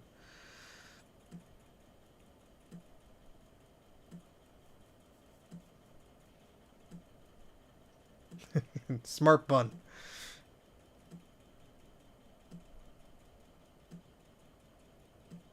Well, let's do a strong finish here, folks. Alright, those last 4 being gray are normal. Alright, so let's see if this disc could mount. Hey, look at that. TIE Disc 2. Oh, it's empty. You freaking kidding me? You freaking kidding me? It's empty. The disc is empty. It's empty. There's 779K in the disc.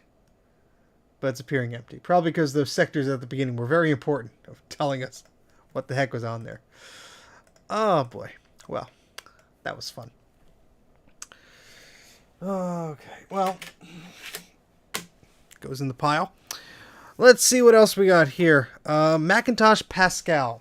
Let's hope this one reads. Gonna take a sneak peek. Looks okay. Let's go Macintosh Pascal. Go. Oh my god.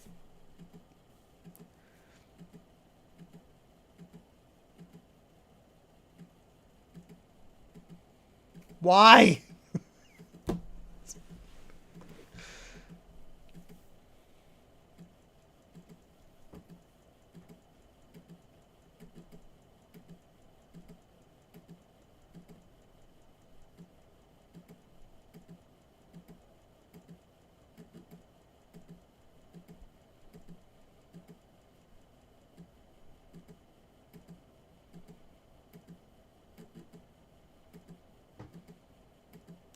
Well, I don't think we're going to get much. Should I clean the disk drive heads between reads? I guess I could if you want to be here all night.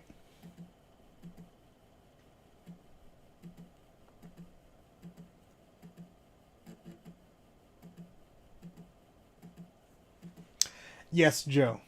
Be very interesting to see if I send you these problematic disks and you could get them working. I'd be very, very interested. Pascal is your pal. Hey, Kate, how's it going? I know, Ron. You've been, knocking yourself for not doing that ever since. But it's okay, buddy.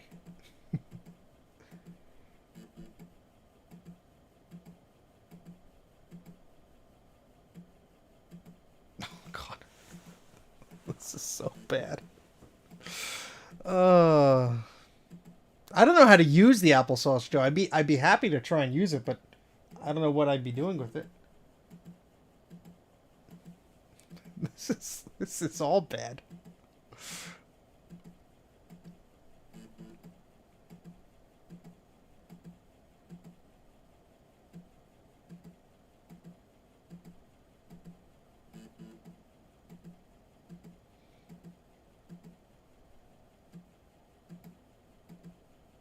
It reads this. Okay, I think I can handle that, Joe. Thank you. Dave, hey, how's it going?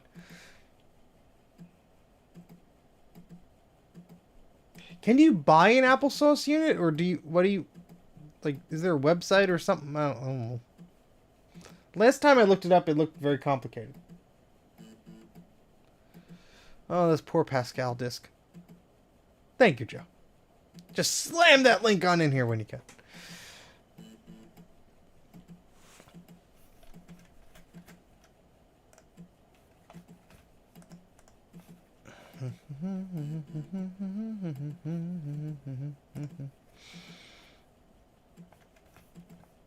Applesauce as a service.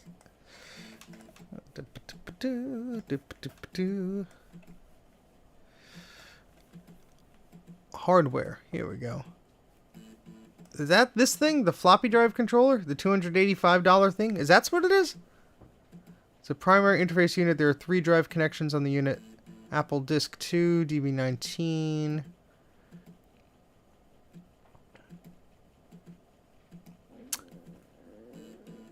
Oh, it's a spicy meatball. So, never connect to 400K drive, Mac 800K drive. Okay. So how do I image Macintosh disks? Is that using a PC drive like I'm using now with CryoFlux, Joe? Or have you not done 3.5 inch?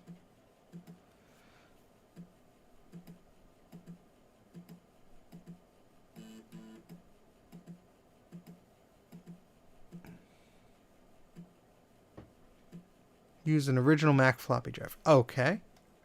That assumes I have a working one. Ha! I think I gave my last working one to Tom. Trade for a blue SCSI.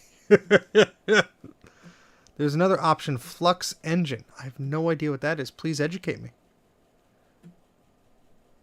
For connecting your PC drive. Cables have been custom manufactured for spec. Use adapters have been tested. Applesauce improvement grade. Oh, it doesn't even come. Wait, for $200 something, it doesn't come with a power adapter? Come on. Come on. Come on. Need specifically modded floppy drives. I could send you the drives too. Sync sensor kits. Oh, I see. This looks complicated. But if you say so.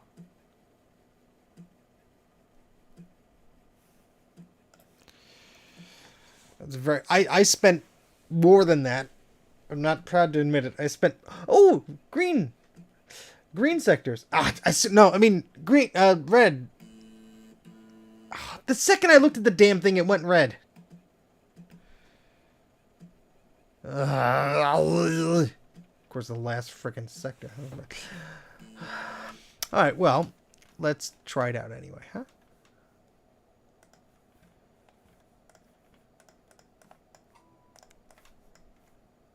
Unsupported disk image. I do not recognize the disk format disk image and will not try to mount it. Well, at least you told me why. Joe just linked to the Flux engine. Did he? Oh, there it is. What? FluxEng is very cheap USB floppy drive interface capable of reading and writing exotic non-PC floppy disks. Allows you to use a conventional PC drive to accept Amiga, Macintosh. No hardware consists of a single floppy soldered onto it. No. Well, it sounds very similar to the CryoFlux, right? I don't know what. I really don't know the differences between the two, but. Yeah. Well, if people are swearing by applesauce, I think that's probably the way I'll go. Well, Pascal.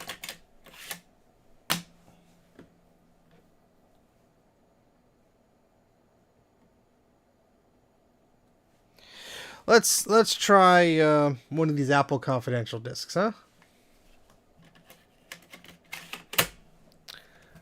So Apple Conf. What is this? This is System Tools 4488. Sys Tools, April 88.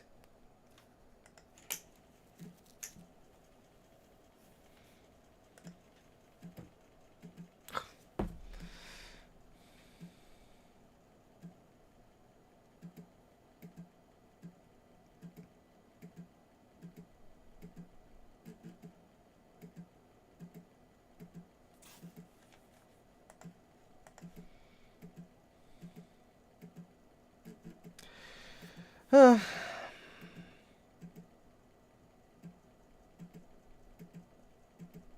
was green. Was.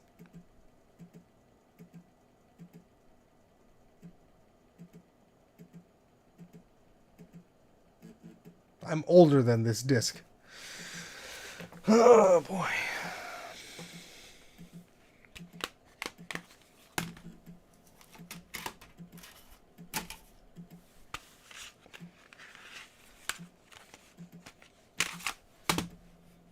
Something tells me this is gonna be a long night. Try good known disc. I don't have like floppies that I know were good up here. I'd have to go downstairs, and I'm all cozy up here. I mean, I was able to image this through this software, so I could try this disc again. The System 4.2. What was that? Did I put that aside?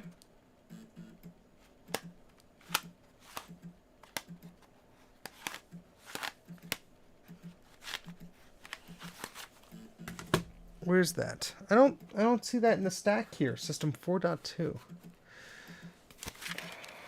I see the Mac Write disk, the XL disk. Oh yeah, 4.2. This guy? This is the one you wanted? Mac Test 4.2. 50 Shades of Beige. How's it going? I think Sony stopped manufacturing floppy disks in like 2009 or so.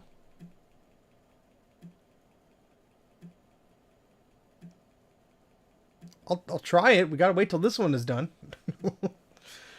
Patience, young one. But here's the snooper disc that I... Oh, see, that doesn't recognize it. Oh, because it's a Mac Plus and... No. That's a 800K disc. That's weird.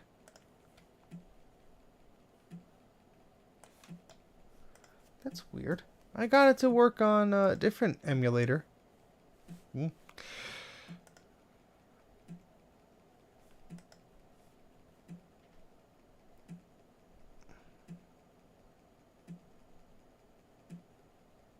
Oh, geez, rush to the vet. Oh, that's never good. I'm sorry.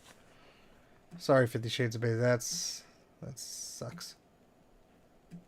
Hope everything's okay, though. Oh my goodness. Stop doing that. Is that the Super Snooper disc? You sent me? No, Jeff. This is a demo one I got off eBay. I still have to scan the manual that you sent me. And thank you again for your generosity on that. That's another project that I'm going to try and get off the ground in my infinite spare time.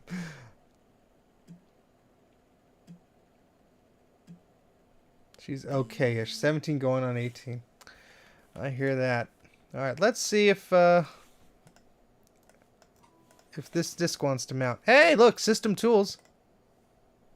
There's a README. Application can't be found for this document. Well, it's right there. All right, let's boot up with a different version of the system software here. Just because, yeah, maybe it's a little bit old for it. Let's go System 6, huh? That should be able to read some of the older stuff.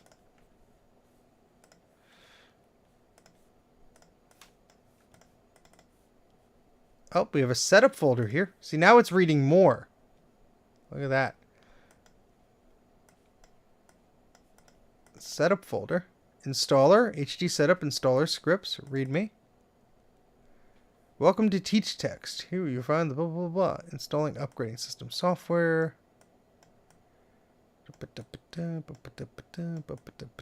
Okay. Let's see if it'll boot off of this disk. So let's shut this down. Let's see if it'll boot off of this system disk, huh? Let's try it.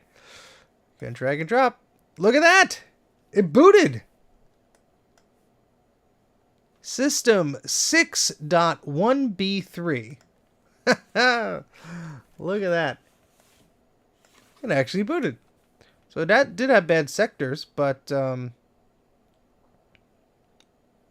at that.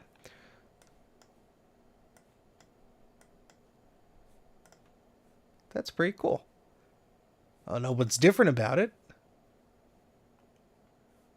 Color, monitors.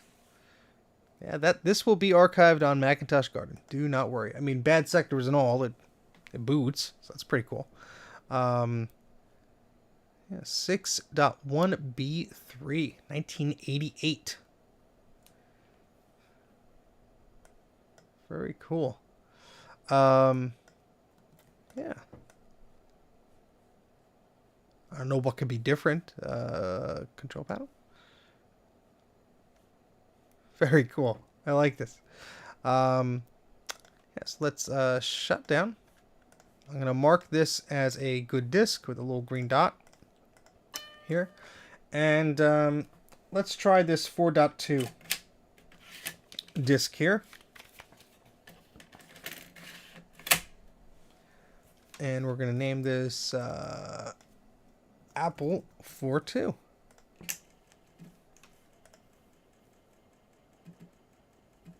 Oh, God. All right, so this is a 400K disk. Any Apple CPM users out there? Here's one of my latest scans, the Apple CPM book by Murray Arno. Well, let's take a look. Make myself tiny. Oh, very cool. 50 Shades of Beige does these excellent scans. The patience of a saint they have. My goodness. That was cool.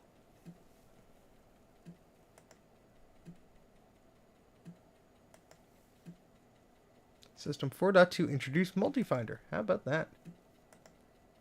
What is CPM? CPM is a copyrighted name belonging to Digital Research Incorporated. It stands for Control Program for Microprocessors. CPM is an operating system, OS. The term operating system is computer jargon for the collection of programs used by a computer to communicate with the world. Now I know what CPM is. Just got a Power Mac G5 from work today. Ooh, very cool.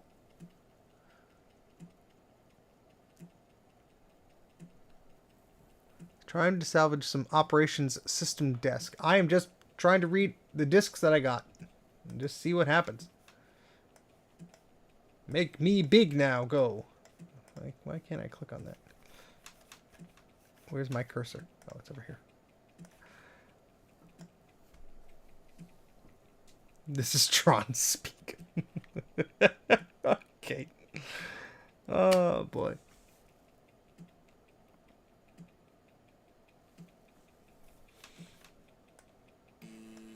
Hey, that one read perfectly.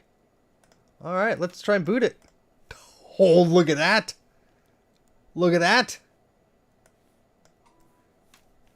Oops, what I click? Look at that! Macintosh Finder version 1.1b.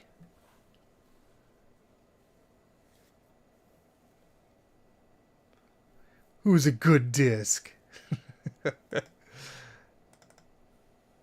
So we got empty folder, system folder, tracks file, and RAM disk. RAM disk controller application. Create a temporary disk. Create a temporary disk automatically at startup. Ooh, very cool. System folder. Oh, look at this. Look at that how bold that is and everything. Image writer, system documents, 84, 87. Oh, this is amazing, man. It's really cool. Can I make this window bigger? No, I guess I can't. Empty folder. Well, that's what it looks like. It's an empty folder. Yeah, and then if we hold down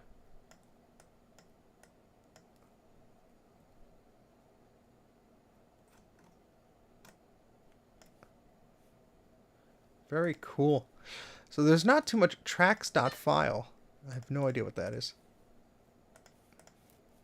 But I like that icon. That's neat. Huh. The puzzle is just numbers. Scrapbook. Whoops.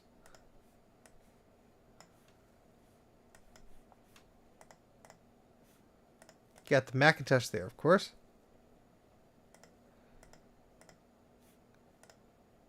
Cafe Mac. Is that the latest in the release? That's cool. Quarterly sales. Very cool.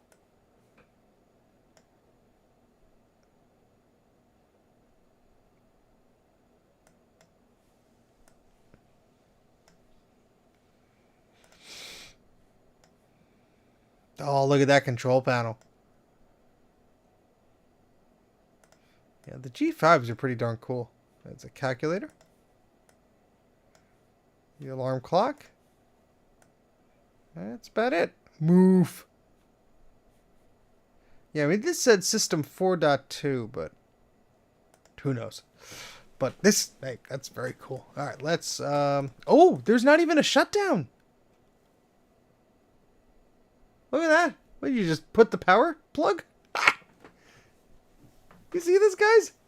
Get info on a system file. All right. System. RAM disk utility, internal drive. 1987, but created April 26, 1984. Look at that. This is wild.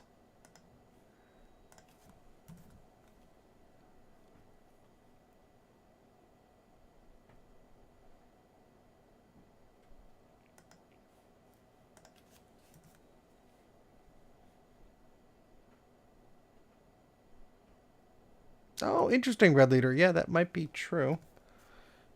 Well, here, I'll do a test here. So we're going to shut this down. Well, we're going to restart it. Let me just close it, I guess.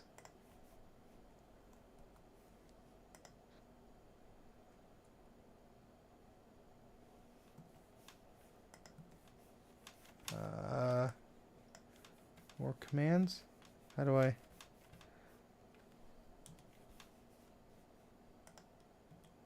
Hold down the control key. Okay.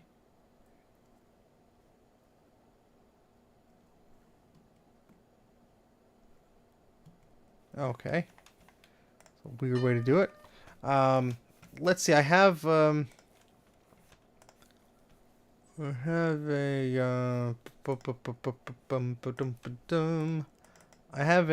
System 1.1 disk. Yeah, that doesn't have shutdown either. Okay. And this is 1.1G. It's probably gold. So, pretty damn cool.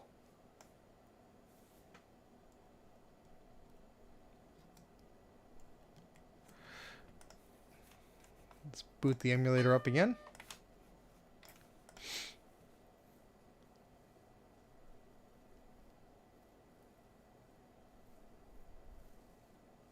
Sorry, I got lost in my thought there.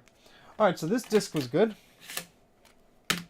We have printing tools, utilities. Let's see what's on this guy. Have no idea. Massif. Blank.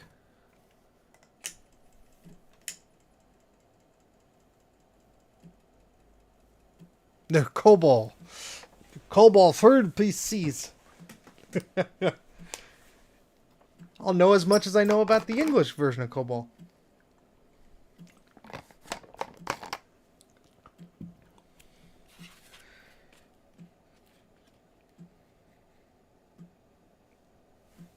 Oh, my neck.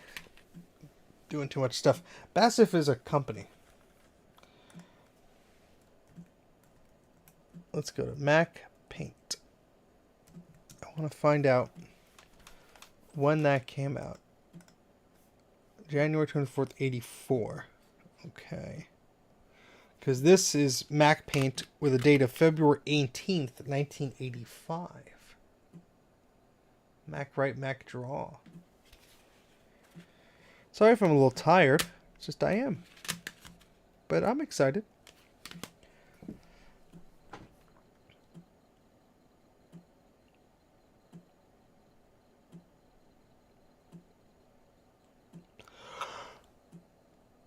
Oh, excuse me.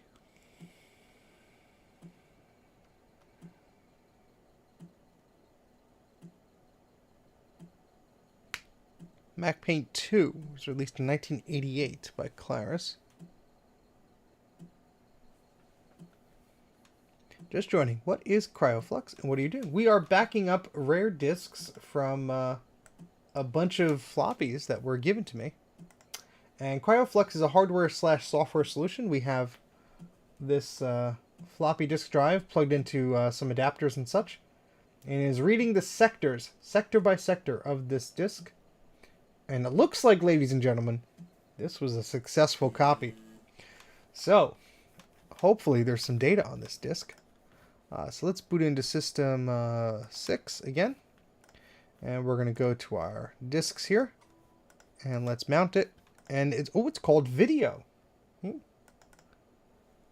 Mac Calc Video. Oh, well. Oh gosh. Maybe we might need a different system software version. Let's try that. And let's try again. There we go. System 4.1 is happy. Do you need a CryoFlux to write them back to a disk? I don't think so. Let's try and open. Oh, I guess we can't. Let's quit this. Oh! This is a list of videotapes. This is a database of videotapes. Oh, that's cool. That's a cool demo. Ghostbusters, Top Gun, Beverly Hills, Top Gun, The River, Rambo, Splash. This is cool. I mean, it's obviously just like a demo type thing. That's neat, though. That's really neat. Rocky 3. Terminator. You have been terminated. Yeah, I think you can write them back. I haven't done that, though. But hey, it is pretty neat. A salesperson. So it's like this was like at a video store or something. It's an example. Very cool. Bravo Technologies. Version 1.2, January 1987. Very cool. Very, very cool. All right, so that worked. Let's see what we can do now. Sorry, I'm a little bit like lightheaded. I'm a little tired. It's almost 1 a.m. I had a very long day today. Excuse me.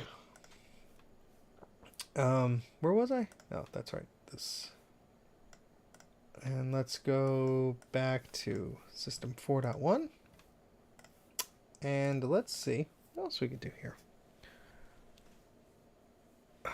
Tell me if a type 11 error. I don't think they'll care. All right, so this had some cool stuff on it. I'm glad we archived that. Let's look at this guy. Right draw, 1985. And so this is Apple right draw 85.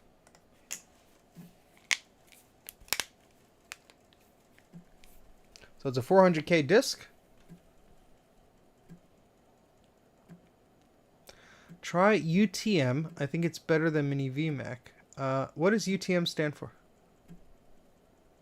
Yeah, it's 12:39 a.m. here, and I was up early to prepare for troubleshooting these machines, and spent from 3 p.m. to 9 p.m. so like 6 hours straight, more than that probably, diagnosing them, talking to very cool people, and fixing things and loading things out of the car and stuff. So yeah. Oh, QMU. Yeah, not that it's a bad thing. Seems working, so I'm going to use this emulator for now. It seems like a lot of these have system folders. Maybe try dragging them to the VMac without loading the system. Yes, Lucas, we did that and it actually booted. So that was cool, especially one which had demo software on it, which was pretty neat. So yeah, we definitely did do that. We'll try it again. You're not going to be running System 4 in UTM.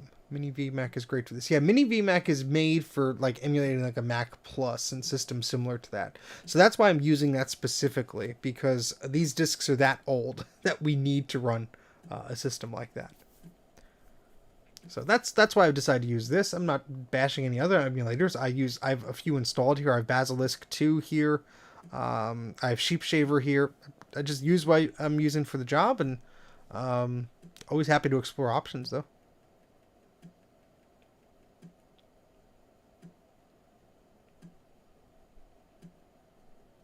Oh, thank goodness. This looks like this archive too. Excellent. I was very curious about this disk here. So let's copy that over. Mac write, Mac draw 2. Well, I don't think it likes that. Let's try a different boot disk here. Let's see, because it just kind of froze there.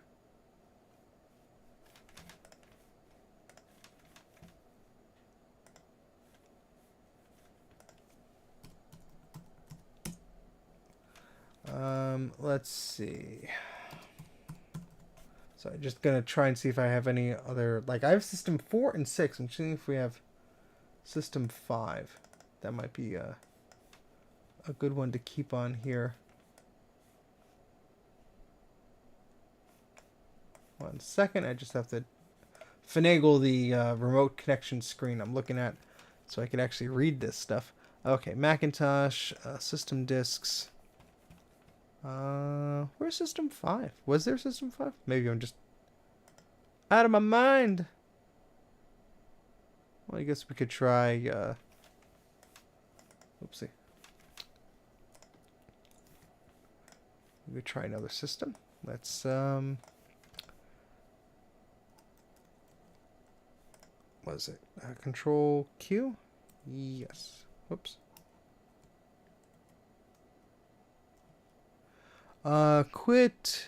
Oh, reset. We can just do that. R. Yes. Excellent. All right, so let's try system 6, I guess. And then let's try the Mac write disk. No, does the same thing. Yeah, let's reset this again. So that was system 6. Let's try system 3.3. Who knows? Maybe this had to have something special going on with it. I'm not sure. But, oh, there's a system folder. Maybe we could just boot off of this. That might explain things. Duh. Alright, let's boot off of that. Hey, look, it boots! And it still crashes. But it does boot off the disk. So that's neat. This does have 4 megs of memory. Holy crap, maybe it doesn't know what to do with that. Might have to adjust that some. Oh, look at the trash! It's a Grim Reaper icon. That's kind of spooky.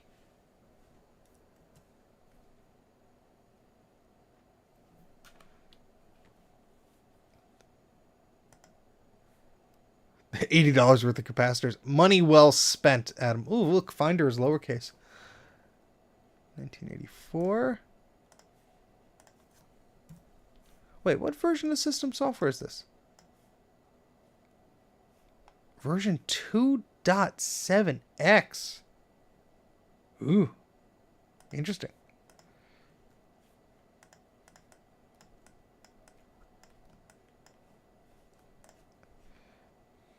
I wonder if it's bugging out because it has too much memory.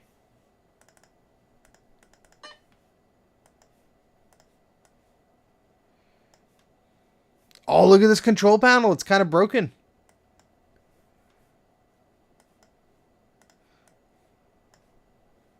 Yes, things are not displaying right.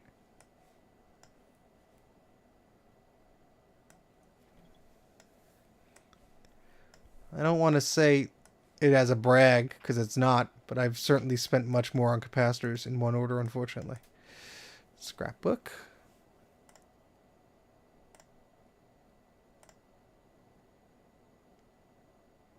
Oh, sushi! What the heck?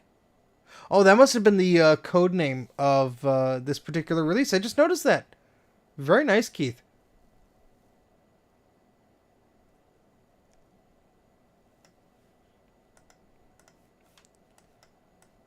Okay, so this is from February. Oh, so Mac Draw, February 18th, 1985 is when this disc was made. Very, very cool. Very cool. This is nice. But the plus is lowest. Yeah, I think that the lowest will go. Let me see if I go to... speed is 8 times. Magnify. Yeah, let's magnify it. Oh, my, that's big. Probably easier for you guys to read, though. Look at that. That looks better on the stream. Let me... You don't need to see my fat head. Let me make this smaller.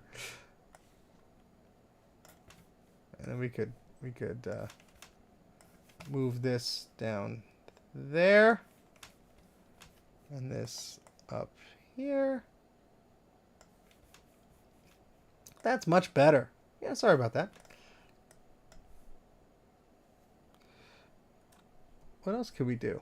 Full screen, no. Interrupt, copy, variation options, about information, speed, 8x, disk image. Yeah. All right. Well, I guess we're gonna be stuck with 4 megs because I don't understand how to configure it. Sorry, guys, that you've been squinting this whole time, but yay! All right. So sushi, shut down. I can't even speak now. Oh. All right. That's a success. Let's see what other goodies that were in here. I have no idea what this is, but it has someone's business. Auto shutter. Look at that, Adam. You were asking about manual shutters. Well, this one actually says auto shutter. So how cool is that? That's really cool. All right. And so we're gonna... This is a Biz card.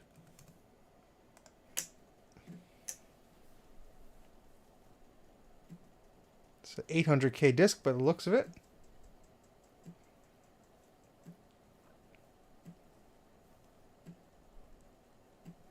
That's cool, Adam. I didn't even know manual shutter discs were a thing, but what do I know? Not much. But while you're here, If you haven't subscribed to the channel, please consider doing so.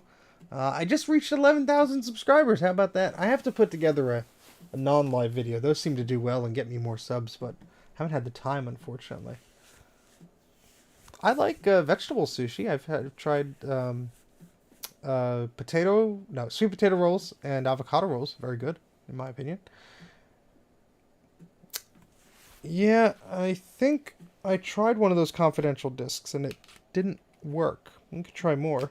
There's these XL discs. I have no idea what's on those. This one, which has a ripped label. Magazine stacks. That's for HyperCard. If Eric is still awake, we might try that. When Sony first made 3.5 discs, they were all manual shutters. Guess who pushed for the auto shutters? Probably Apple or Sony. I don't know. Let's see. Let's boot off of this one again. This was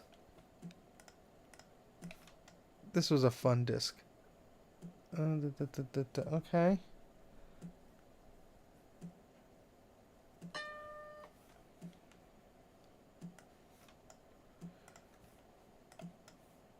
Yeah, this was System 61B. That was pretty cool. 1988, apparently. Regular trash can icon.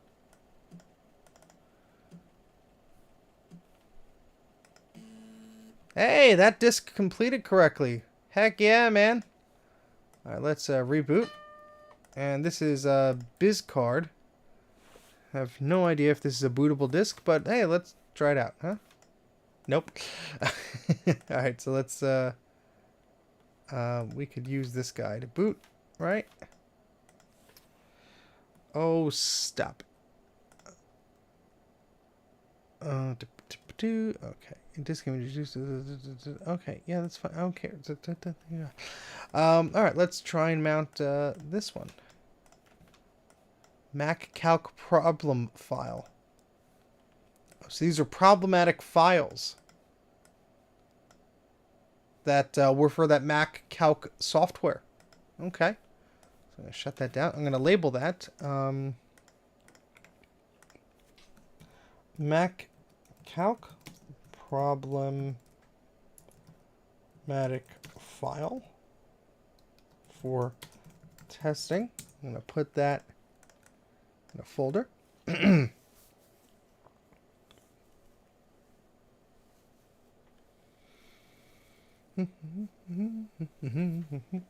Alright, let's try this magazine stacks, huh?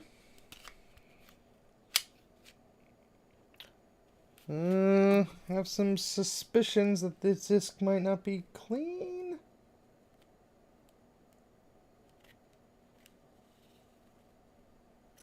There's some gunk on here, just like little specks.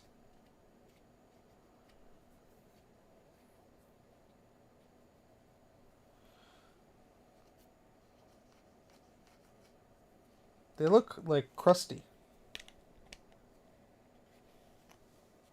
Well, we'll try it. And I dropped the disc because I'm an idiot. Ah! You are really late, but that's okay. More moldy floppies? I hope not. Maybe it's just dirt. So we're going to name, this is Magazine HyperCard Stack.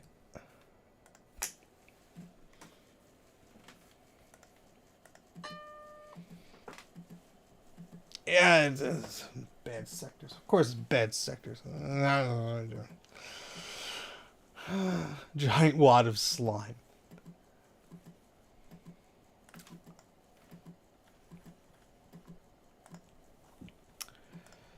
Well.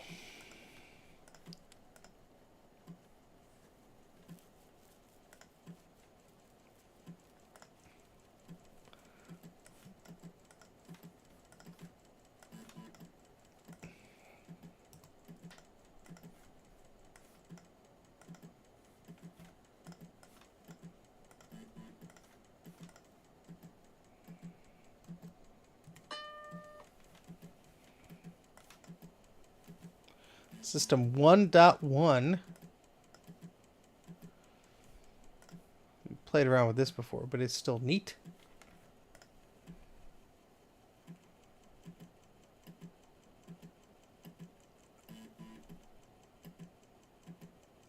I'm running an emulator on my Mac Studio.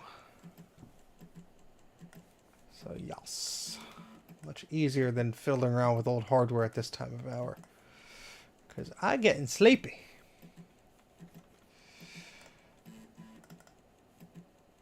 Duh. Neat. Avril 84. I think somebody made a typo there. Or maybe not. Font mover. Graphic file. Fonts. Empty folder. That's right, because you couldn't create folders, right? Yeah, you had to like copy and paste the empty folder or something like that, right? If memory serves. Oh, this poor disk.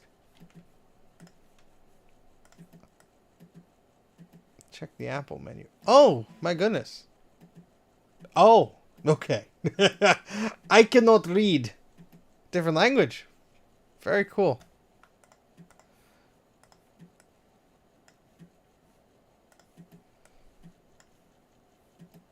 Ooh, a calendar. That's pretty neat.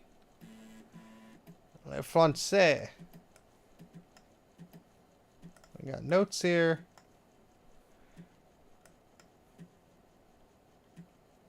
Yes, they do make a Mac emulator for Windows. They make plenty of them. For vintage Mac stuff, at least.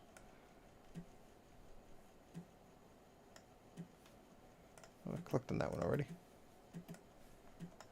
Puzzle.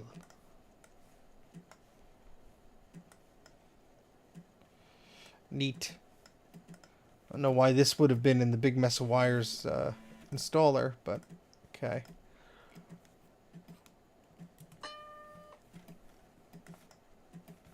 So system 2 is in English. Okay.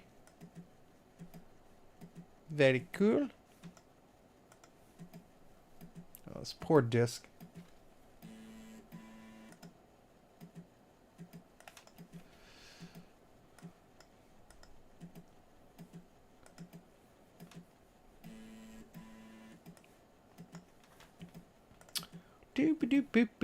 Let's see what other discs I've archived in the past. Yeah,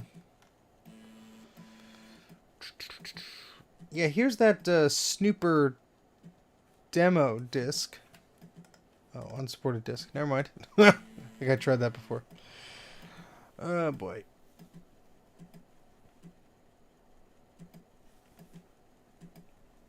Yeah, I have an HD20, but it don't work.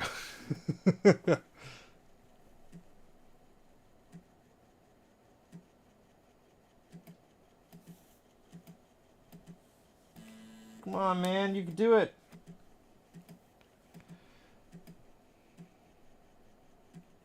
Red Leader, if you change your name to Green Leader, maybe we'll get more green boxes.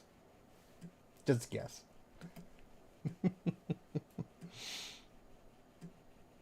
One looks like it was thrown in a fire.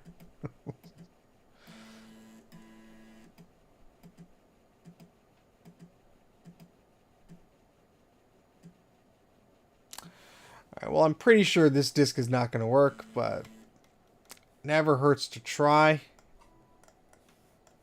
Hey, look at that. Mac TV. Oh.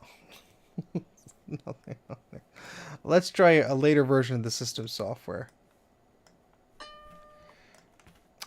If we go to boot disks and let's try system 6. And then let's try that again. Oh yeah, must just be a different software thingy. Oh, look at this. Look at this, look at this, look at this. Now I do need HyperCard, because that's not on here. Do I have HyperCard as a DSK file? Let's see if Macintosh Garden has one. I can't freaking type today, man. Too sleepy.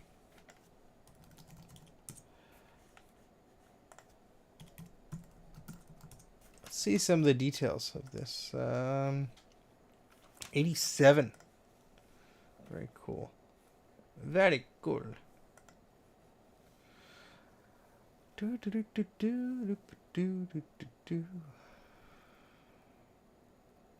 Oh, Mini VMAC friendly. Okay.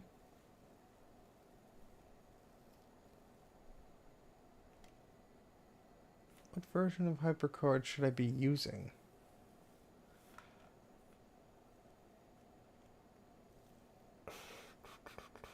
This said it has 3 discs. I don't know how I'm going to install that on here, but... Oh. HyperCard and stack. Okay. Oh, okay. So let's open a stack.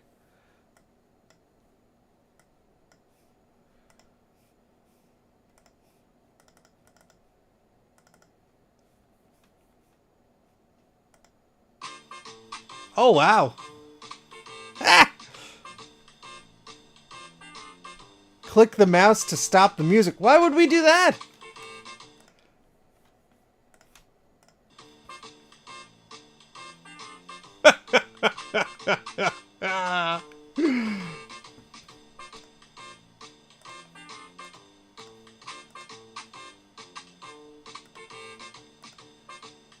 Oh, yeah, some of these...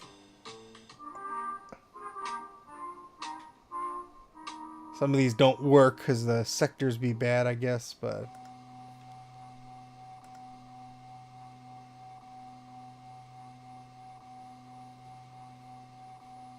Is this... Are these just like programs?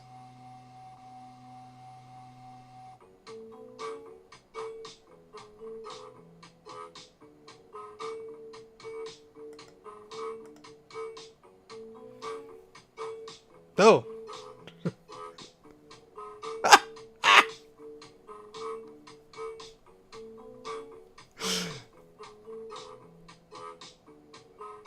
I definitely got to try and image this disc again. That's cool.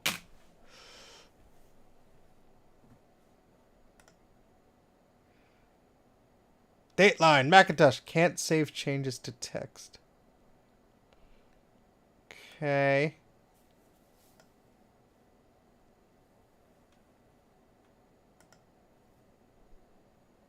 Oh wow, look at that.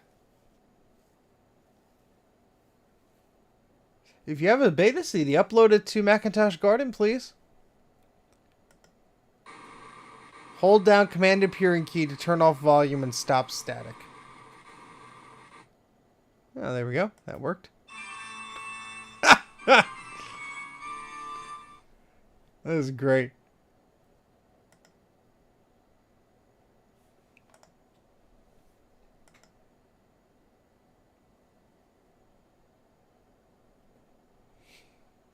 Eric would love these. Too bad some of the things are a bit screwy.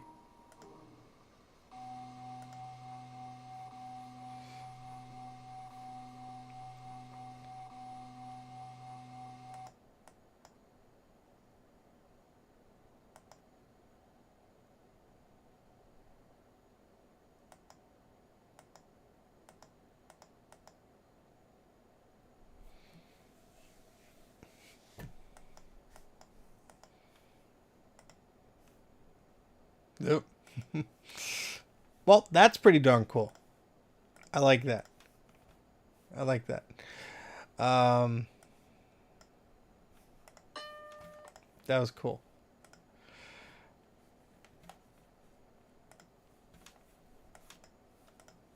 All right.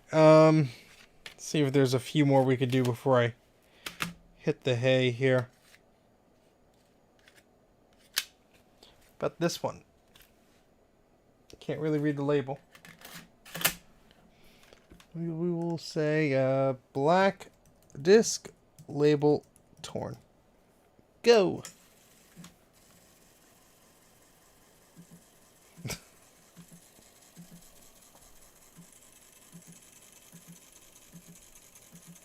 This disc sounds bad too.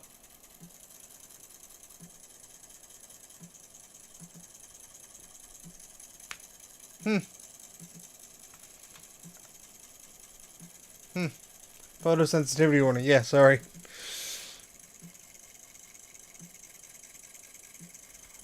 That was the best disc yet. Sorry, those are my knuckles. But yeah, I want to try these XL discs. Red leader.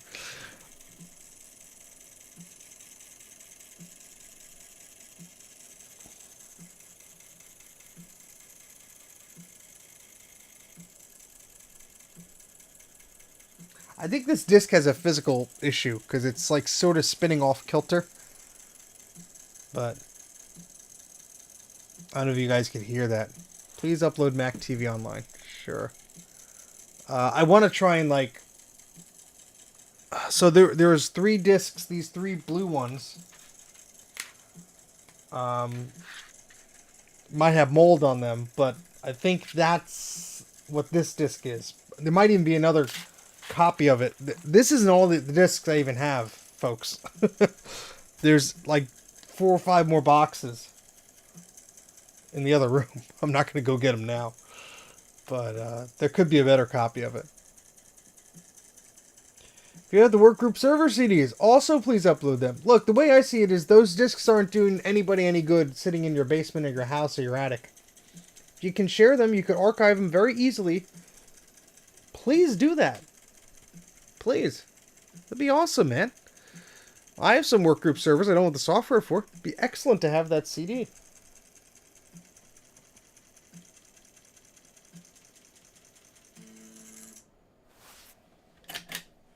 Okay, that was not a happy disc.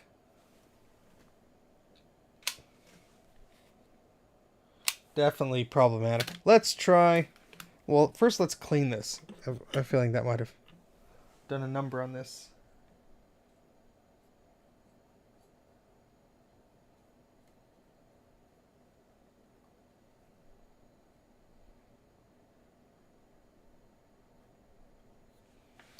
Alright, so let's try XL 1 out of 2. No idea what that is. Want to run System 7 Beta, but I don't have a Mac that can use it. Oh, okay, so this is XL Disk 1 of 2.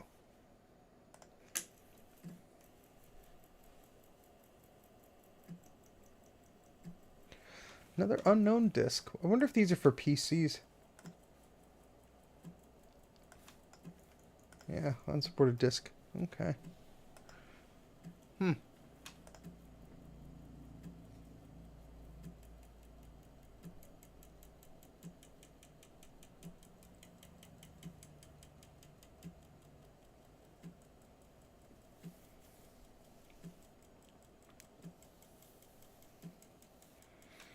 What other options does this menu have? Multiple, huh?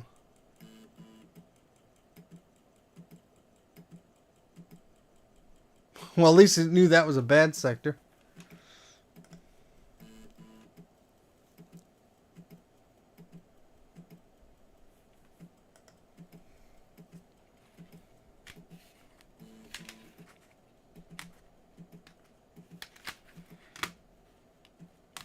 I will be right back. I'm going to see if there's anything interesting in those boxes related to any of these discs. I'll be right back.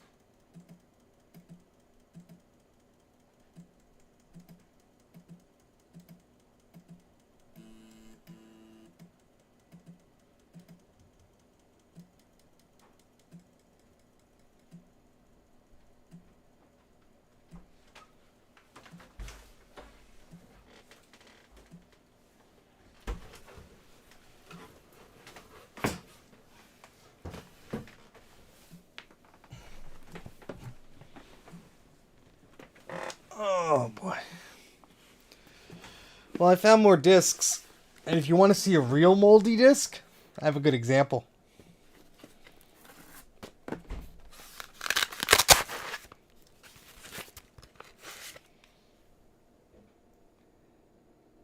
Yeah, it's really moldy. Hey, Randino. How's it going? Although inside...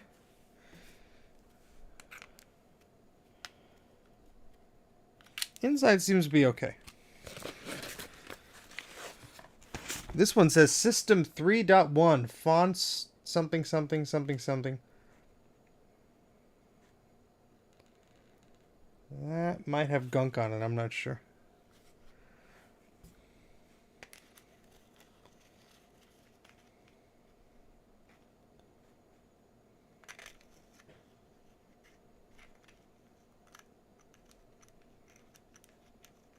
Oh! The middle of the thing is no longer attached to the disc, so it doesn't spin. That's not good. Well, maybe that was happening on the other thing.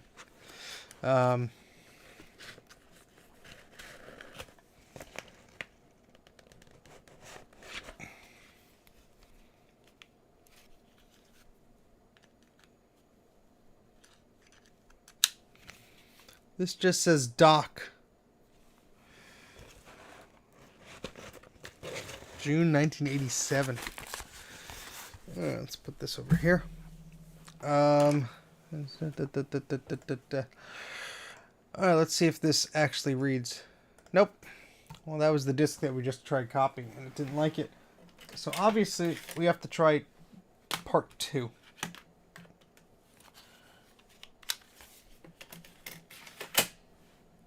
And let's do that and go.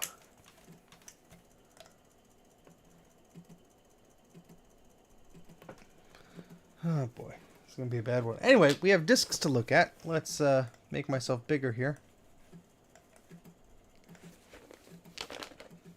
What's in the box? What's in the box? Apple discs. Take something to... I don't know.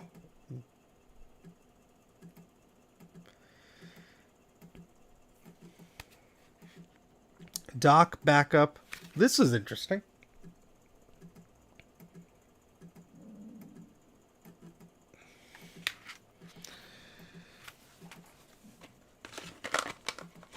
I think I'm going to give up on this disc.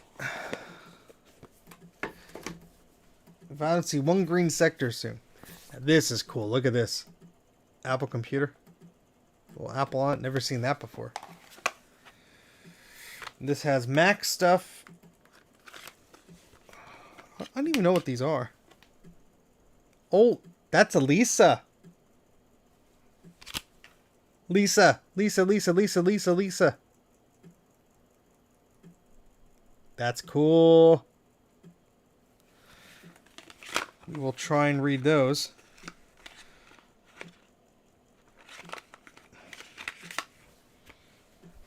Maybe, I'm not sure. We'll try. Well, now we got some green, so I guess I'll let it finish. Got a box.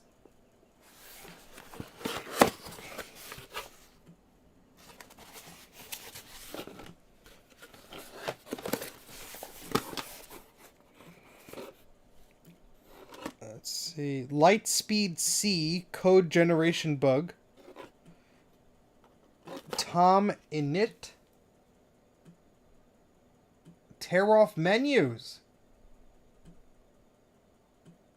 Look at that. We'll take a look at that one. Let's see. MacCalc. Like 4 versions of MacCalc. Spam. This is another piece of software they worked on. I think I have the books in the car. Can a Mac make discs with a Windows machine? Can I make Mac discs? I think you got to use Linux and you got to jump through a lot of hoops. Project file with all objects still present. Changed files only. Files that I changed. Another version of spam.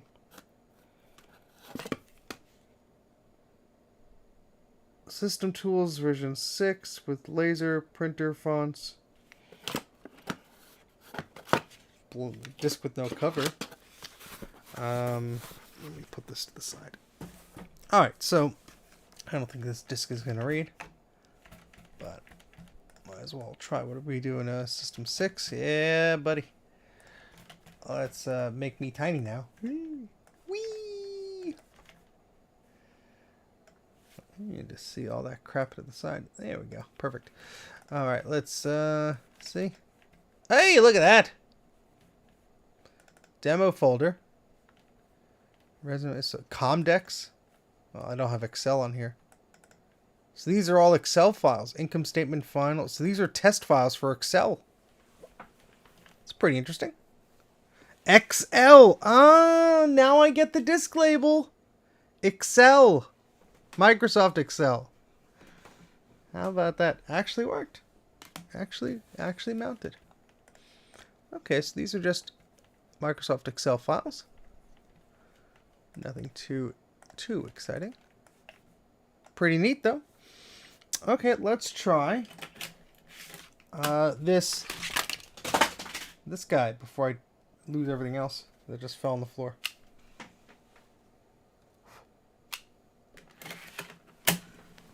Oh boy.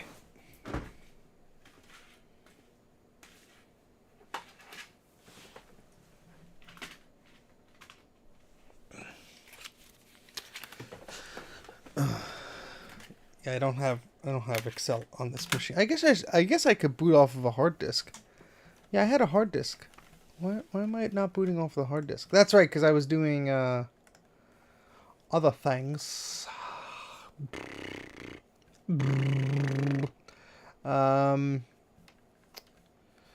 Brain hard work good. There we go.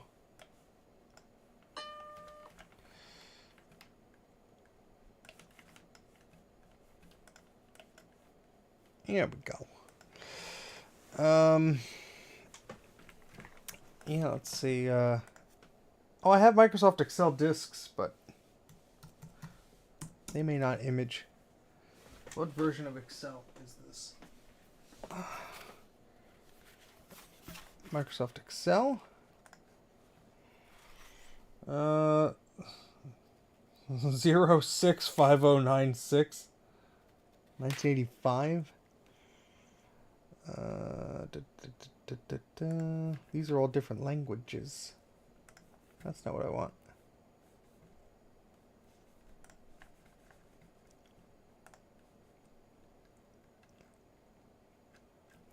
Do I have to type in Microsoft Excel in Macintosh Garden? Microsoft Excel. We could be imaging this disk. I just gotta go. What is this? Tear off menus.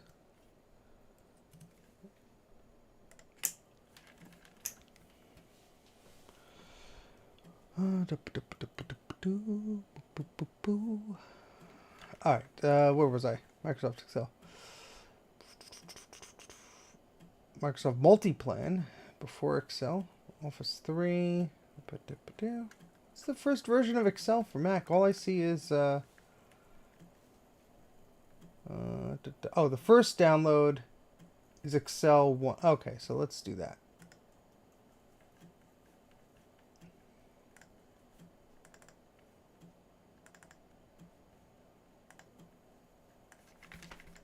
Hey, look at that. Look at that old logo. So let's copy this. Oh, I don't. Oh, well, I guess I have it now. Let me trash that. Just copy the app, I guess.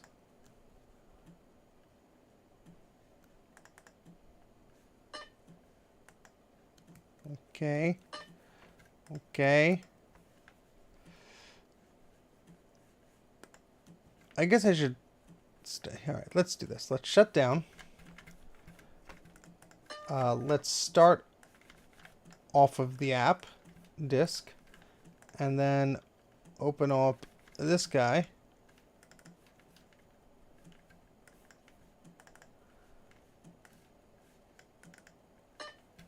This is not a chart file. All right, well, I don't know what to tell you, buddy.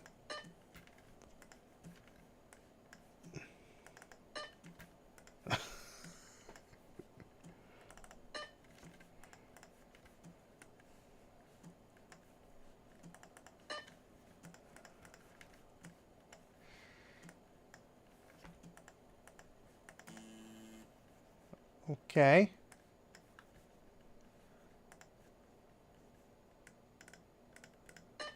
Well, hey, that disk imaged correctly. This tear off menus thing. So let's take a look at that instead of whatever garbage this is. Yeah, shut up. I literally do not care anymore. Please go away.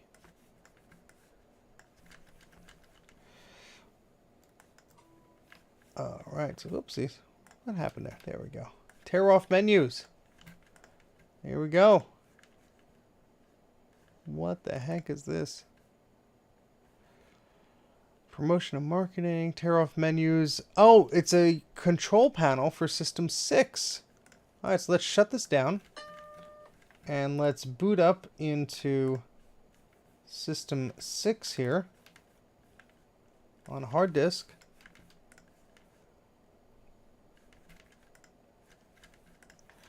And then let's go here.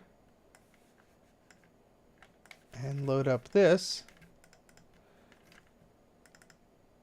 What does that do? I don't know what that does. Scroll 2. Cannot be made. Start a file is missing. Okay. I is confused. But tear off menu sounds fun. I just drag this into the system folder and pray.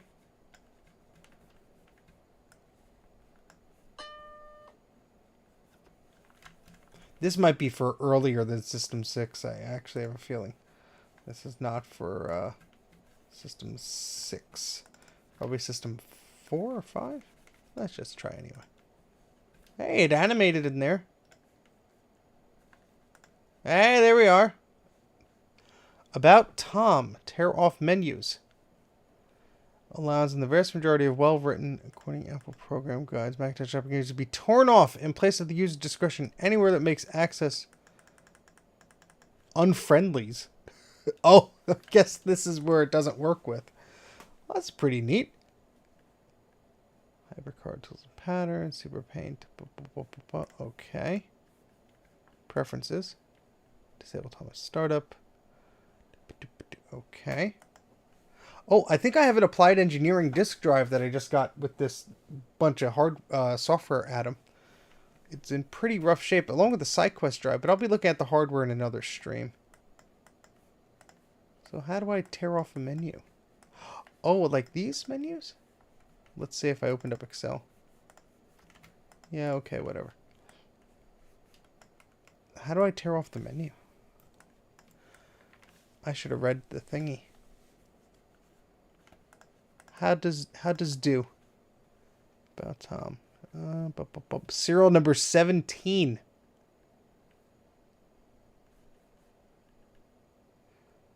So this guy, one of the people named Bravo Technologies, the guy that I got the discs from, worked there. So that's where this disc came from. Oh.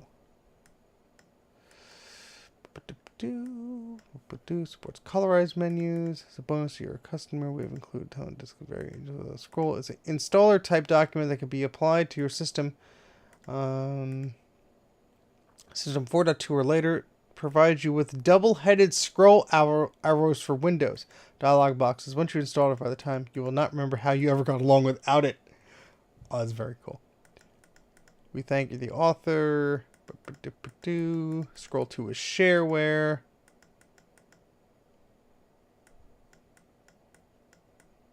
Ooh, electronic mail. Scroll 2 will be finished January 89.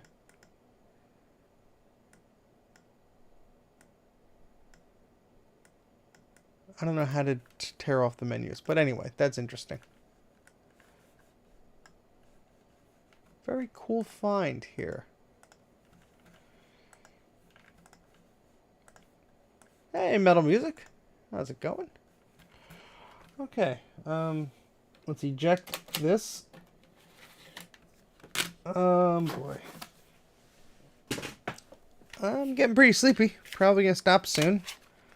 Just seeing if any of these discs screamed out that they need to be archived. Like these 68K development discs. So we're going to just clean those heads ever so gently as we prepare for these, because these look cool.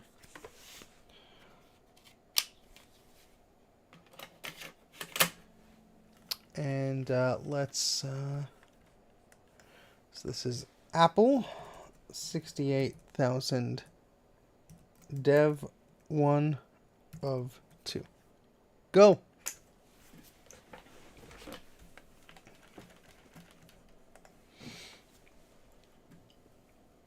Oh, my neck.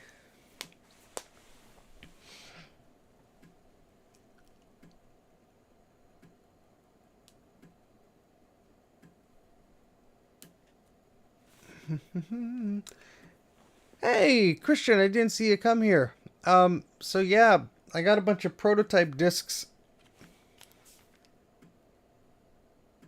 Very cool.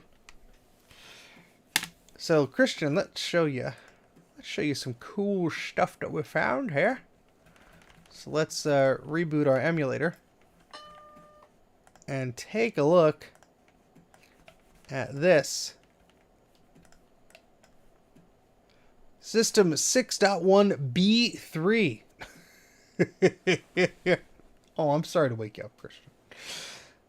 Sure, the SE30 was slow, but it was when SE30 is pretty darn fast. I'll say that. Not slow at all. This looks to appear to be a beta. A beta. And then we have... where was the other one here? We got this, which is a in-progress version of Mac Write, Mac Draw, who the person that gave me this disk worked on. Macintosh system version 2.7x. And we got a little trash can icon of the Grim Reaper. Unfortunately, the program doesn't seem to work. Although, look at that. Oh, maybe it needs to be debugged. I don't know. Look, it's lighting a bomb. Oh, no. Bad sector. Come on. No, no, no, no. Oh, thank goodness. Woo! We made it. That was close.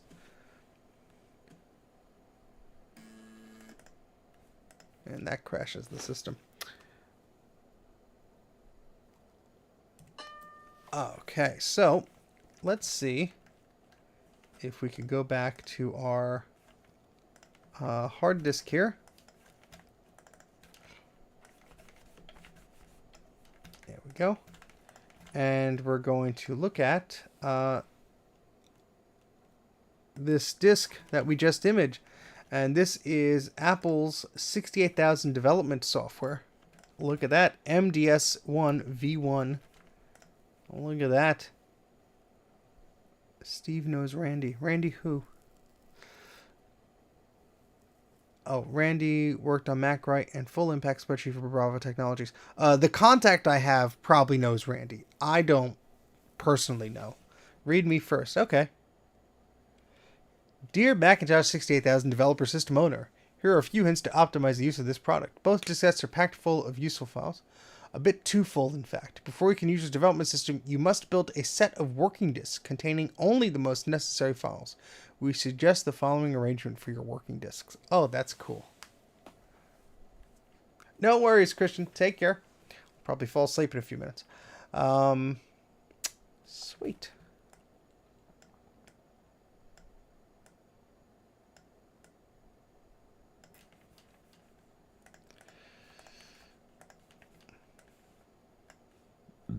Excuse me. Alright, so that disk was okay. Let's hope disk 2 is as happy as disk 1, huh? So disk 2 of 2, go!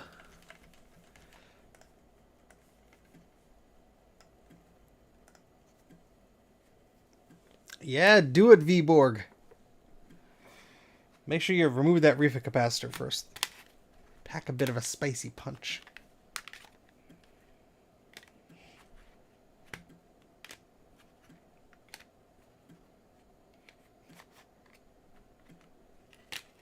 Yeah, see, these are different Apple Development System discs. They're marked 2 and 3, and I don't have a disc 1. Oh, Glider is fun. I think I played some, like, Mac Slots. I think I played that one before.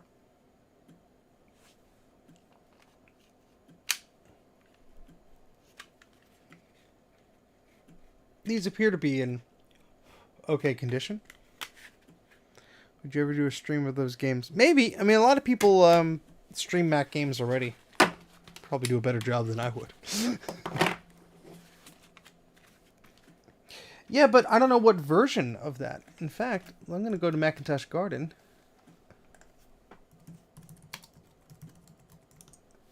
And see what was there. Because it's all about versions, folks. Let's download that. And let's take a looky look.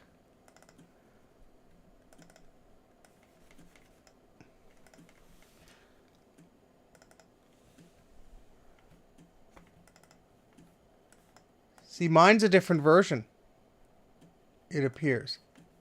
Slightly, maybe?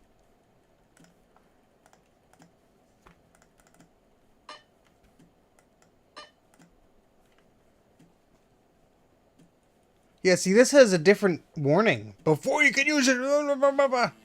See, it's different. And hey, look, this copied okay. So this is a different version, folks. This is a different version.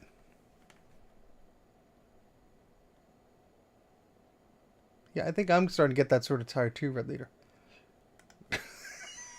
It's all about the virgins, the children, and the things.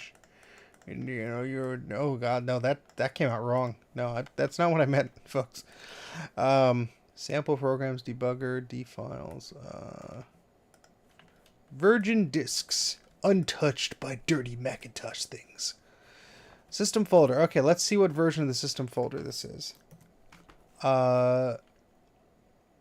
Okay. Doesn't tell me much. Oh, I guess I could boot from the disk. Yeah, let's do that. Let's reboot. Alright, so this is 11G.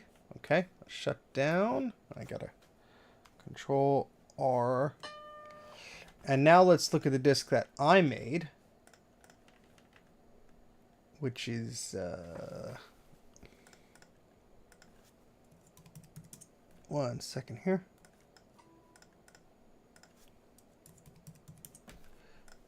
Oops, I did the wrong, clicked on the wrong thing. Same Finder version. Okay, well, might be the same. I'm very tired. Very tired. There we go. Yes, this is a different version. For whatever it's worth. Yeah, let's see if does that have any version numbers on I can't remember where I just clicked on the file. What's the best emulator for Windows 11 for playing for Mac games? Metal music? There's Basilisk, which does 68K stuff. Sheep Shaver, which does macOS 9 and 8 stuff. And then Mini VMac, which is System 6. So it really depends on the games you want to play.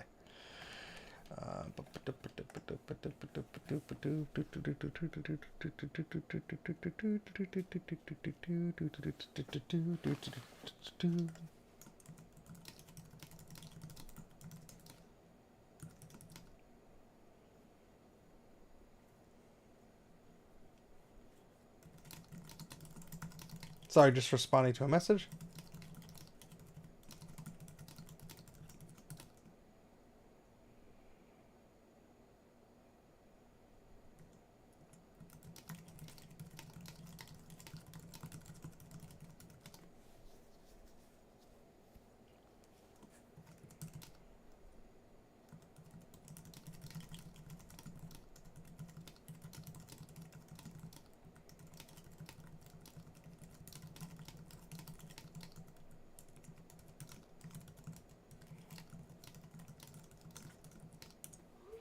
Okay, sorry about that.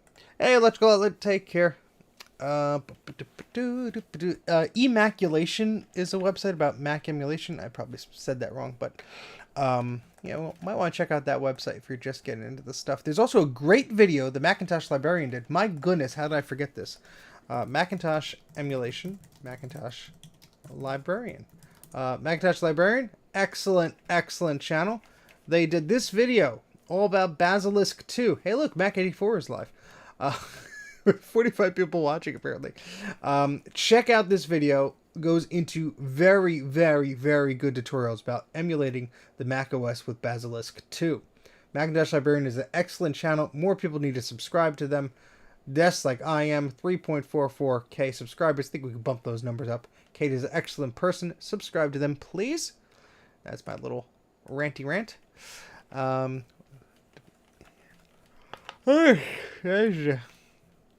Don't make me pronounce words. Me sleepy.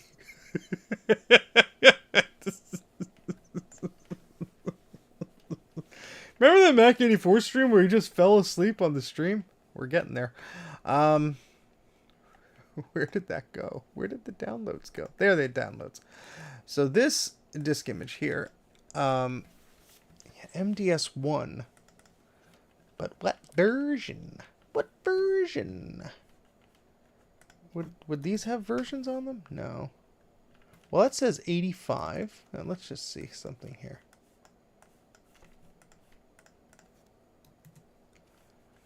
January 15th. They might be the same one. Yeah. Oh, wait. This is January 15th, 12:44 p.m.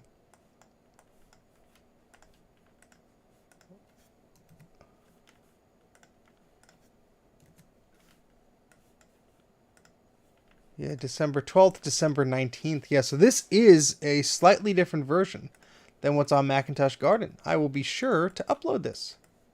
How about that? Oh, come on. Control R. Yes. Here we go.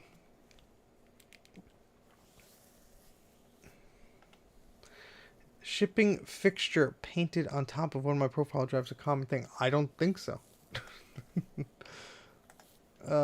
What am I doing? Where am I? Who's talking? Alright, so these discs worked. These kind of worked. Let's try this supplement disc and maybe we'll give it a rest for the evening. So this is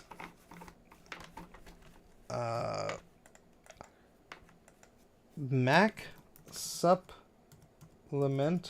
1, 2, 3, 4, 5, 6. Oh gosh, I had to put the disc in before I click start.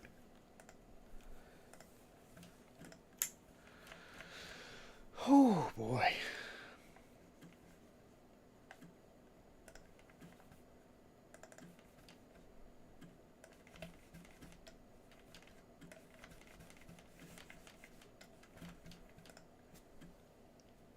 If you're on an Intel Mac, UTM will virtualize.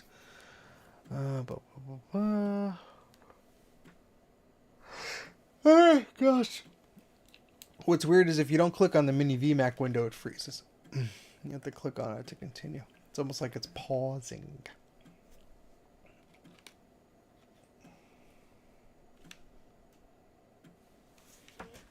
There's a disk label under this disk. Test. Internal use only. Oh. The label under this says System 2.3? Where's my phone? I'm going to use the flashlight. So they just put a label over this disk. Oh, wow. Yeah. Mac test for internal use only. Maybe 3.3? It's very hard to see, but let me see if we could get that here. You see some of that phantom text there? See, it says TEST, and right above that it either says 2.3 or 3.3 in marker right next to the F and stuff.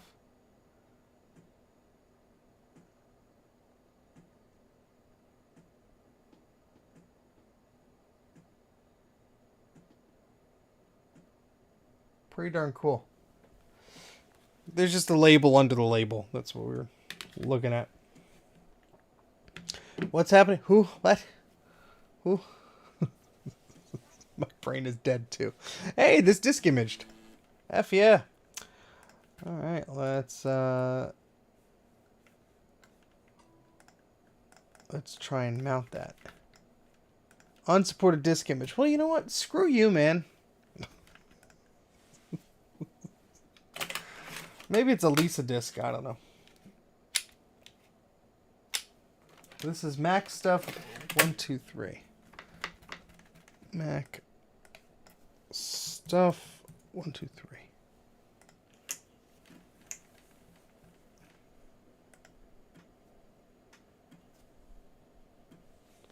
The horror story by flashlight. Oh boy. At least the icon to that is really neat. Oh, come on, focus, man. Man, come on, man. Whoa, big bug just came in the house. I think this window has a crack in it. These poor lightning bugs keep coming in. I'm going to turn off this fan before it kills itself. Lightning bugs are cool, and I don't want to kill it. Hi, buddy. No, don't go towards the fan. No, don't do it. Don't do it. Don't do it. Don't do it. Don't do it. Alright, well, he's flying around. Oh, God. What? What's going on again? Oh, it says Lisa on the back. So yeah, this is for a Lisa computer. I can make this, no, I can't make it bigger. I can make it a little bit bigger. That's good. Let's see if I can scoot this over just in the corner. There we go. Yes, neat bits of history indeed. Very cool. Apple Computer 8384. That's what it says on the back here.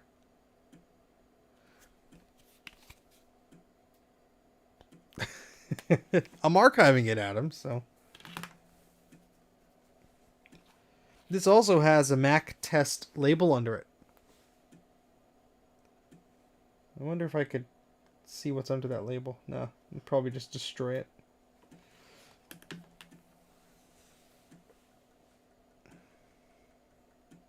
Found a full recap kit online for $100. Is that any good? For what system, Sean? For what system?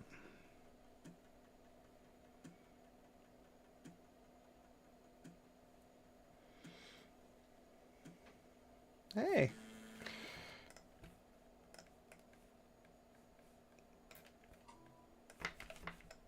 Hey, look, this actually booted. It launched. Icon stuff. Icon editor. Ooh. Oh, this is cool.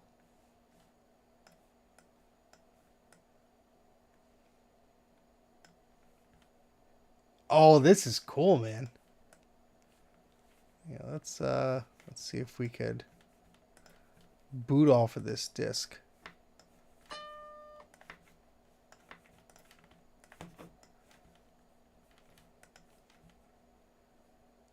Color Classic. $100 for the kit to do it yourself? Or somebody to recap it? $100 is a not a good deal. The caps don't go for that much, if memory serves. The analog board, what, $30 maybe? On console5.com. Macintosh Finder 1.1G. Okay. Disk utility. Oh, that's cool. So I guess this is for Lisa stuff. This is a whole new thing to me, man. This is pretty darn freaking cool. May 7th. Sony Disk Utilities by Carrie Kenyon. Kenyon? Boot blocks version 1.2. Well, that's very cool. Icon stuff. Document icon. Let's load icon.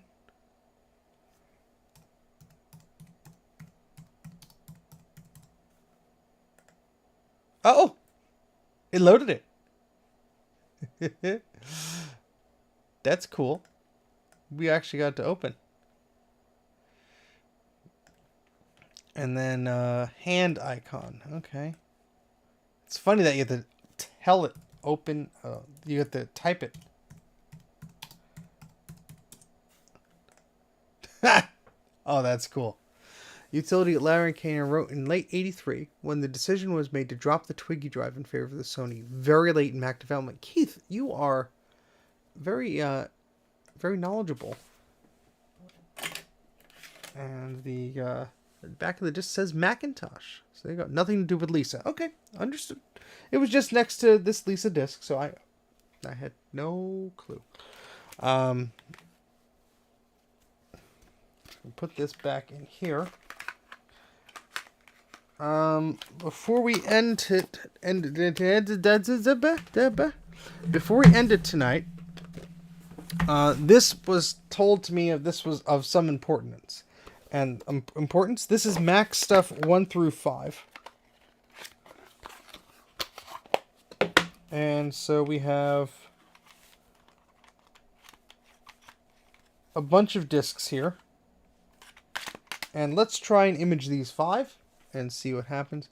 Backlog, do you think you'd be willing to add me? Said backlog color class analog board has typical board burning resistors. Oh, see, I have the recap kit, but that doesn't include resistors, so I don't really know like what parts to get to fix those. I'm not going to say no. You can email me at mac84tv@gmail.com or go to mac84.net, but I'm starting a new job Monday. I have no idea the workload or anything, and I'm really backed up for probably at least a few more weeks.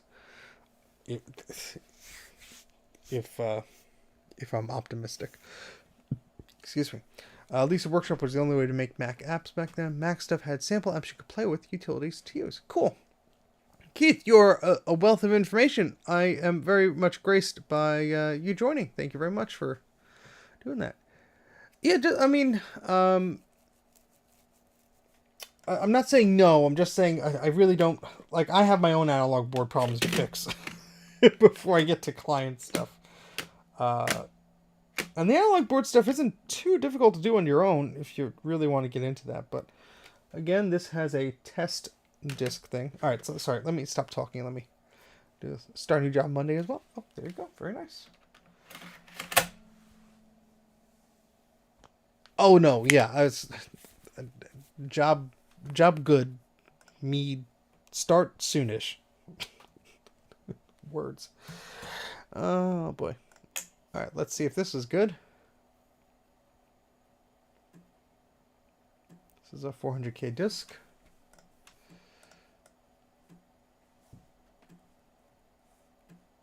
Clone, I can rename our grid off. Yeah, look at that. It looks so different with the grid on. Show hex window. Okay. Oh, that's cool.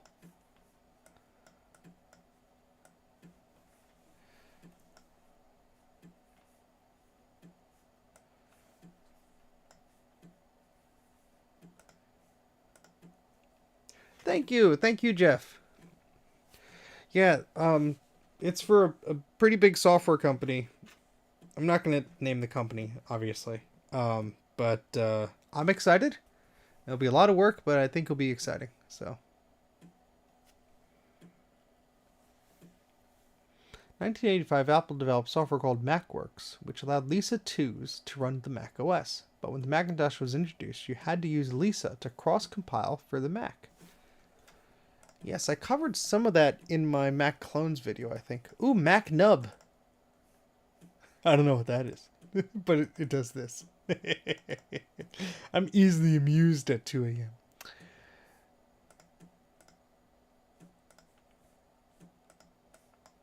Tools. Resource mover, set file, hex dump, alert dialog editor. Ooh, cool. Yeah, no, I don't. No. Okay. How do I quit it? No. Oh boy. MacNub is for the debugger. Ah, okay. Not for Ewoks, as I suspected. Hey, look! This disc was happy. Oops, as I dropped the damn thing. Resource editors. Alright, so this is D2 resource editors.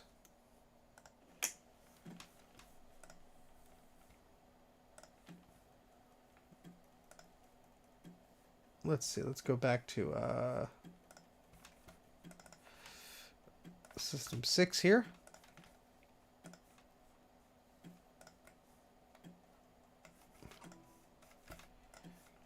And let's open up this. There we go. Mac Stuff 1, February 1985. Mac XL tools. Hard disk install. Parallel printer install. Tools. Resource mover. Screen maker. Disk utility. Boot configure. System finder. Mac bugs. Assembler. Startup screen finder. Oh, this is very cool. I have no idea what all this stuff is, but it's really neat.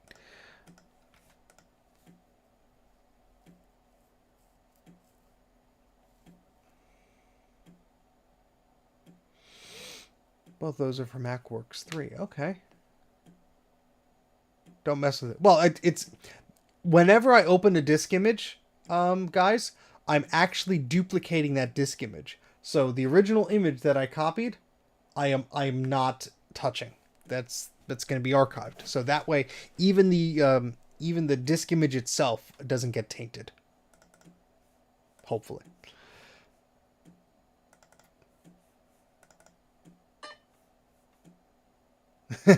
This application will only work with a Lisa.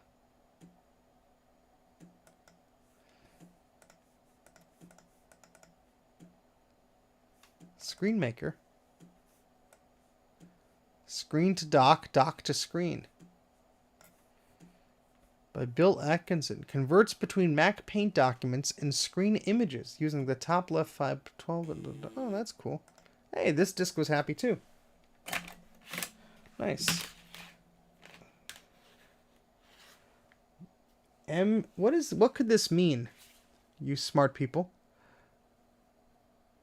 MDS equates or NDS equates?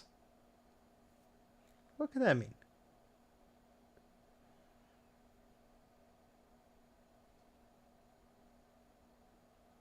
Oh, a startup screen file out of it. That's really cool, Keith. MDS equates. Okay.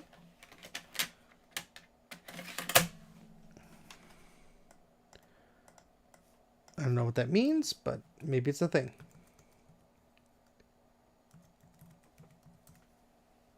Okay.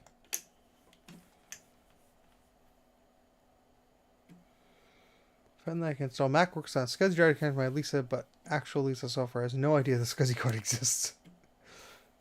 If you're not a programmer, don't worry about it. Okay, well, I'm just archiving this stuff. Even if I have no use for it, hey, maybe somebody will be happy with it. I was just told by the individual that this was something really kind of cool and important. And so I just want to do the due diligence of archiving this for them and, preserving that legacy of cool stuff. Because, yeah, I'm sure this is out there on Macintosh Garden or something, but maybe not this specific version.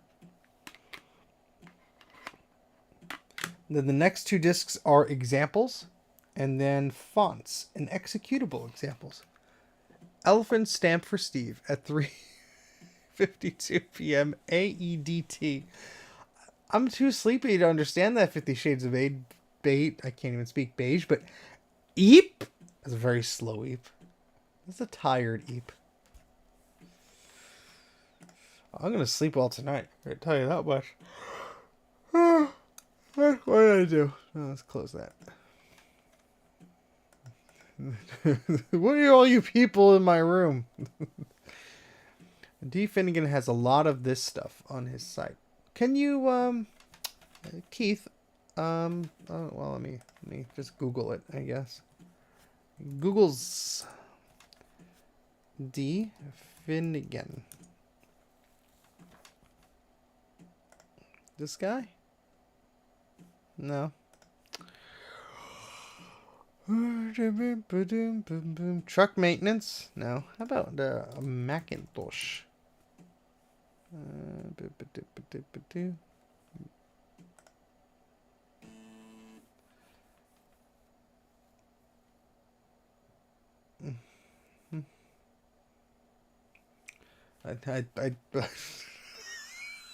I lost where I was there for a second. Oh, Lord. Okay, let's eject this disk.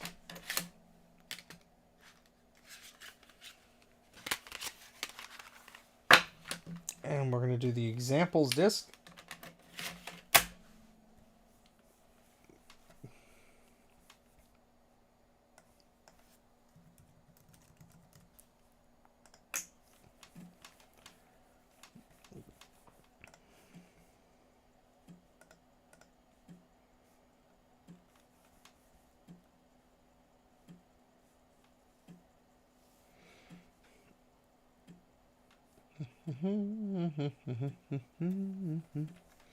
Very cool.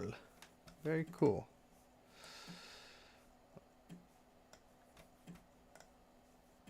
Boot configure. Oh, we opened that already. Set file.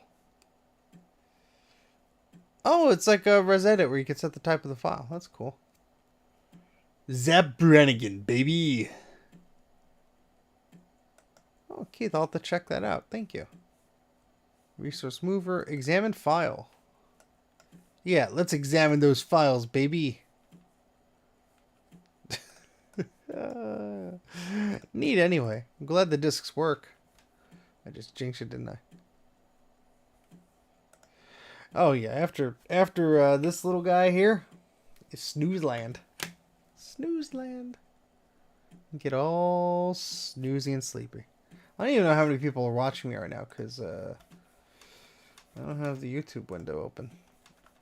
I don't got the thingy. I'm sure I'm gonna like rewatch this and I'm gonna be like, wow, Steven, what were you doing? But it was exciting to go through this stuff, and I wanted to just capture that initial excitement of what's in the box, you know. So 43 people still. My goodness. Ooh. Hi. 3 hours and 26 minutes. Sure, the time does fly. Bruce. I don't know either, buddy, but yay. Oh God. Help me. Oh boy. Alright, so this is fonts plus executable examples. So let's do this. This is disk 5 fonts.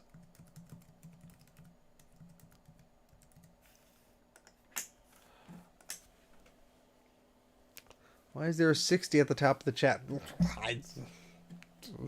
Internet. Good night, folks. Been fun. Server maintenance is over, so heading to bed. HMS Sherlock, good night. I'm glad you enjoyed this stream. 7:57 a.m. in Norway. I'll be waking up soon, I guess. One more cup of coffee, or 2, or 3.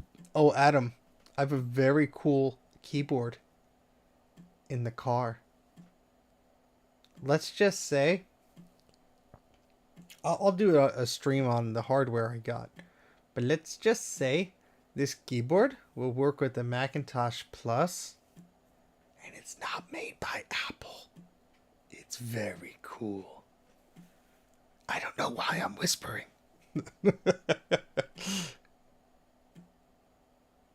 But I saw it on eBay and it was way out of my price range, so it looked like a regular PC keyboard. And I'm like, oh, this is garbage. And then I knew what it was. Using a sleepy voice. It is a full-size AT style keyboard. I think it's called Mac 101 or Mac 104 or something like that. Data desk? I don't know. Let's see. Mac data desk keyboard? I don't. Let's see. It's a Data Desk 101. That's what it is. Yeah, look at this bad boy. Oops. Look at this. This is what's in the car. I'm super. Look at how curvy it is. Oh God. It's so cool. Just look at that. It even has a startup key, even though the machine that it plugs into can't use that, unless this also has an ADB port. I don't. I didn't notice. I'm super excited. It's in the car, so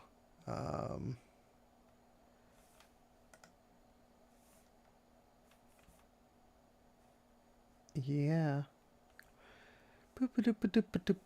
Dedicated power key and cable is detachable. It also has ADB. Really? Because on mine, this little opening here is the phone. So where's ADB? Is it on the side, Adam?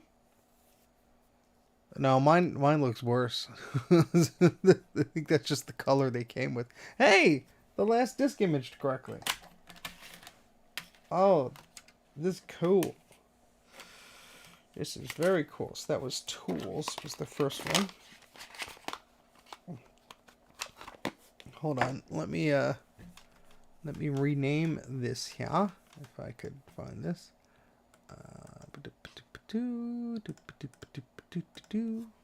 Tools. All right, so it looks like, let's just go boop, boop, boop, and boop. And this is going to be named Mac Tools version 1.5. Mac Tools v1.5. And we just mounted all of them.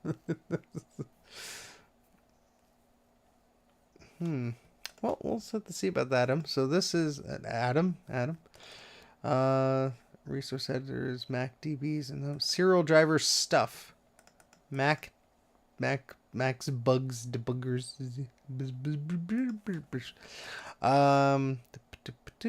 Lisa Pascal interfaces.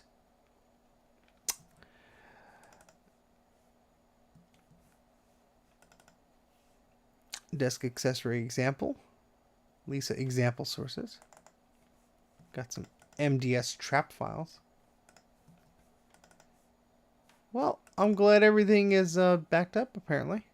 Life. That is life right there. Font stuff. Stuff. ROADs. So, these successfully copied, and they're a slightly different version than what's on Macintosh Garden. I don't drink, but I sound like I'm drunk. That's encouraging. Yes, we got some really moldy discs here, which is probably why my throat is scratching. Otherwise, I've been talking too much. Maybe that's why.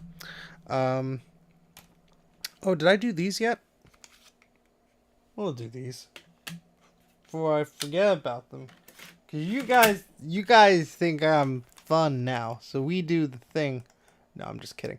Mac68 123 disc. Was it 2? Set 2. This is like a different set. What was the Mac Paint file? Well, let's see. Was it under this guy? Just an icon, maybe. I don't know. Show paint. Oh, look at that.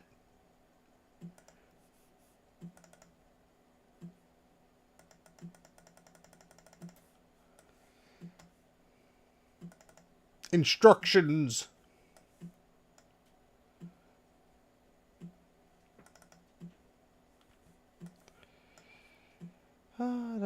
Scroll. Please refer to the control manager manual. Whee! Yeah. Wee. Oh wait, was that? Look, I can drag it. I figured out how to use that Tom software.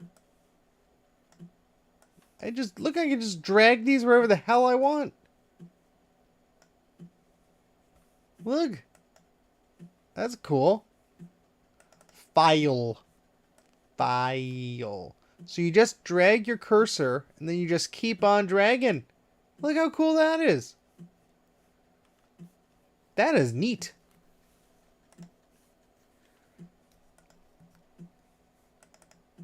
Font stuff. You have 4 megabytes. How are you out of memory?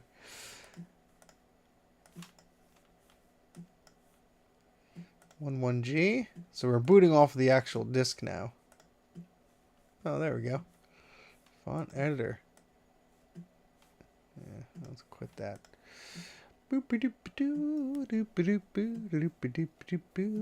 Told you things would break.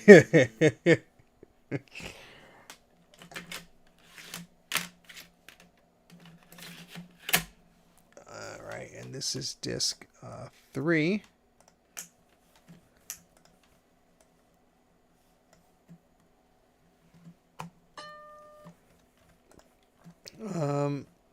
What are they doing? That's right, we were going to do the thing again with system 6. Boop. And then go back here. Hey, here. Oh, this is version 2 of the Macintosh development thingamabobber. Too bad I don't know where disk 1 is. That might be another box. Who the heck knows?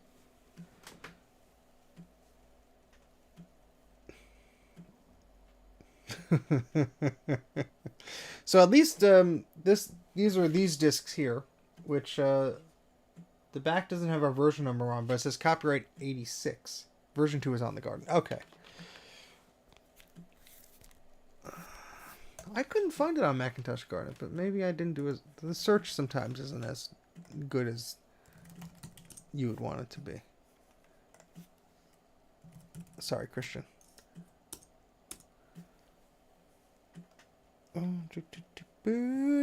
Scroll in the garden, Macintosh garden.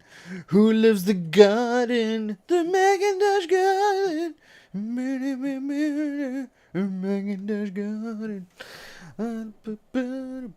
Macintosh garden. Yeah.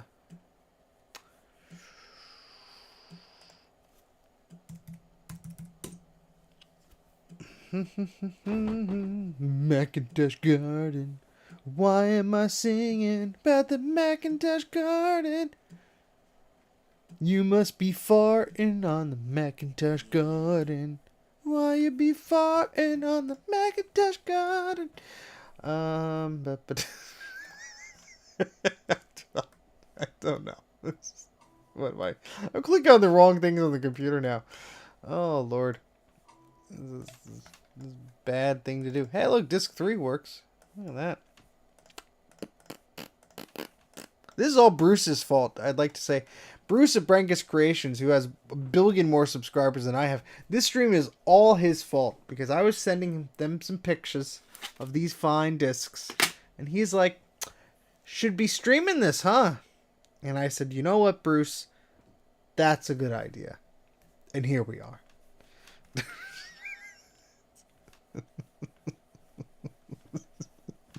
Oh, okay. Let's search for that. Let's get my cursor up here. I'm glad Bruce accepts his responsibility. Macintosh development system. I can still kind of type.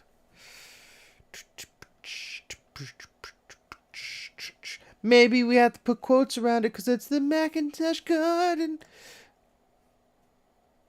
Development discs. This doesn't look like it. This looks like something different. All I already decided should you be doing serious backup while not firing on all cylinders due to the hour? I mean, sure. You just skipped it. Oh, it's the third result.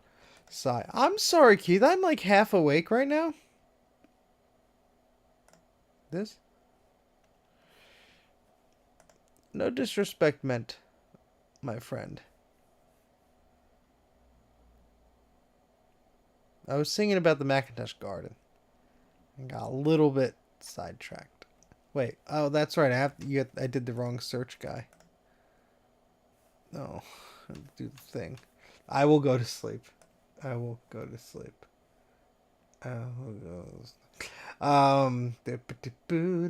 Macintosh garden. Gotta type it in again, cause it's the Macintosh garden.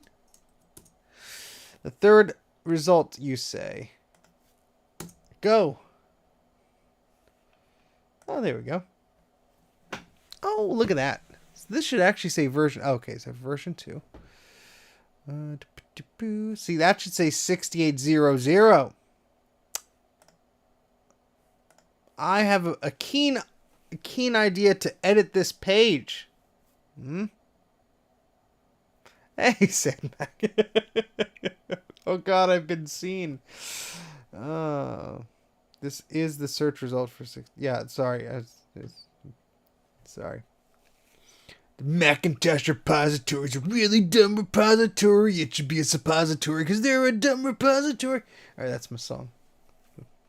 I'm not going to edit it. I'll just leave it be. I know the new Macintosh Garden site will have a better search engine eventually. But all right, cool to know that that is backed up, so I don't have to worry about backing that up. Although I do have,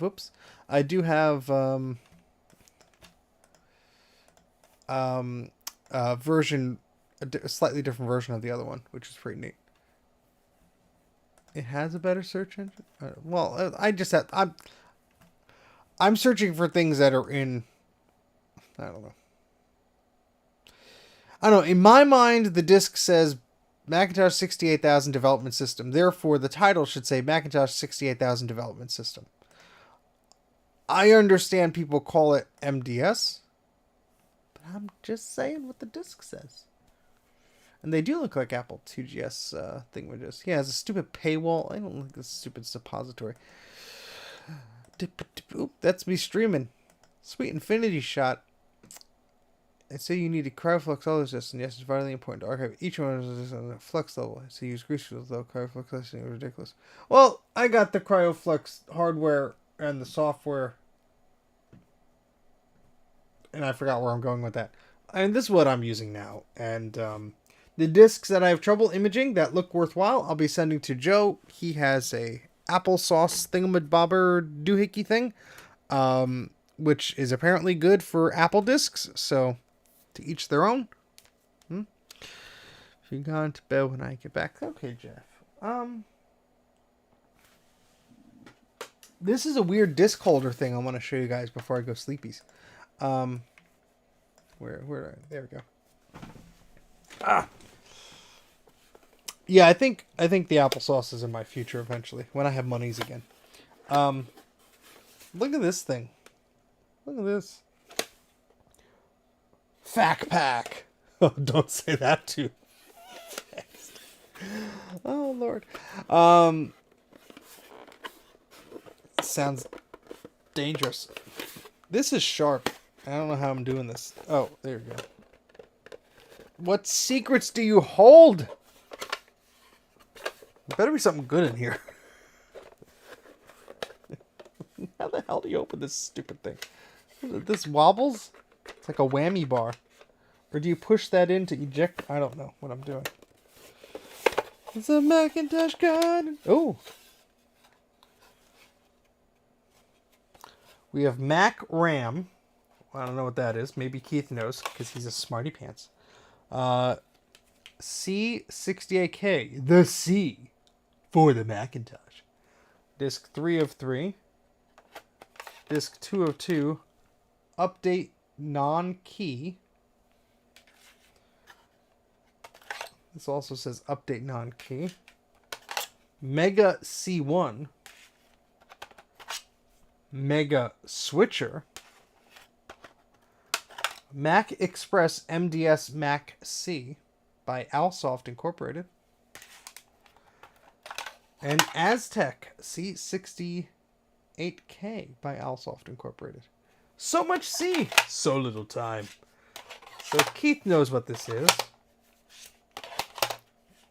And maybe he could tell me if it needs to be archived or not. This C68K is version 1.06E as an elephant.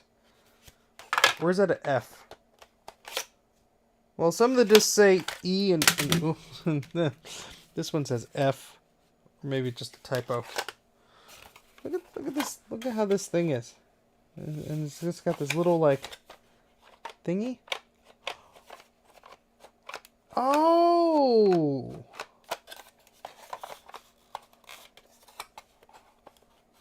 I think it makes the discs go up. Hold on. Disc 27 of 182.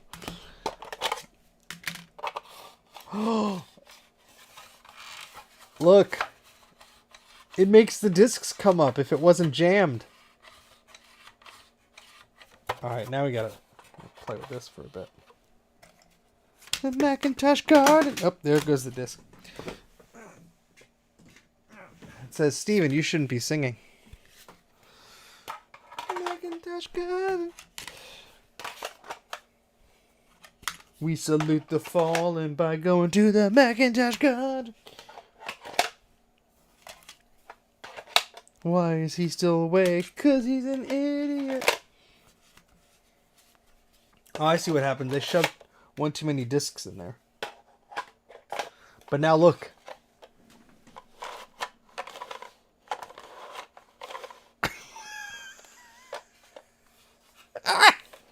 This is so stupid. I love it.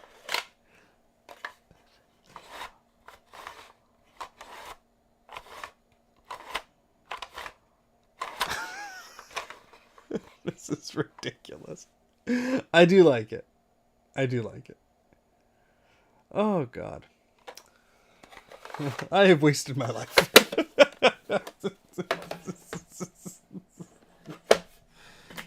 Oh, gosh. Well. Drunk Steve is better than drunk Adam. Your words, my friend. Not mine. Alright, so this stuff... This is all successfully backed up, I think. Wait, maybe? Did we do the pink one? No. Steven, you idiot. You mixed up things you did.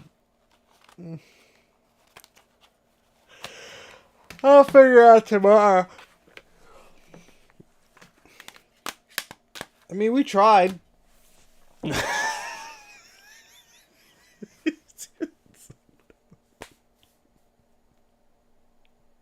Well, I'm going to have to organize these discs tomorrow because I'm certainly not doing it now. I'm starting to get a headache, which means I've been up without sleep way too long. So, yeah, how many of you fabulous people are still slogging through this stream? 47! 47. Well, I guess it wasn't... words. I guess it's a return to form. Oh boy, for a live stream, because I haven't done a live stream in ages. I did some Patreon exclusive ones. That I did that macOS Monterey video. Then I was on vacation for a bit, so I'm gonna go to bed. I want to thank every single one of my Patreon supporters. I'm not gonna name them all because I'll fall asleep doing it because I'm shaking myself to keep awake. But Keith, thank you very much for all the insights of all the stuff that I had no idea what it was about. I really appreciate it. I really do. Thank you, Adam, for being around earlier, and Joe and Javier when I had the prototype and I was taking pictures and asking questions. Really appreciate it. I will try. I don't know where I put the... It's over. I'm not opening it. What was I going to say? I forgot. Anyway, thank you to all my Patreon supporters. Anybody who supports me via donations of PayPal or Patreon or anything. Your support really means a lot. I couldn't do this stuff without you guys. Thank you. Really, really appreciate it. Yeah, I guess that's about it. Thank you for watching. Thank you for all the likes and the subscribes and all that fun stuff. All the discs that you've seen here, they will make their way to Macintosh Garden. That's where I archive my stuff. I also archive things on archive.org, which I will link you to in a moment. 1 second, Aruni, if I could just do the thing and go to the thing and then click on the this thing. There we go. Ooh, I'm big now. I don't need to be that. Oh, moved the wrong thing. Oh, that's sad. Okay, it is now safe to shut down your Steve. Okay, let's. Whoops, too big. All right, that's good. So I just recently uploaded. I just want to make this aware. Make this. I want to make this aware, guys. I need to make this aware. I want to make you aware of the cool things I just uploaded to archive.org. It's loading. Website's loading a little slow today.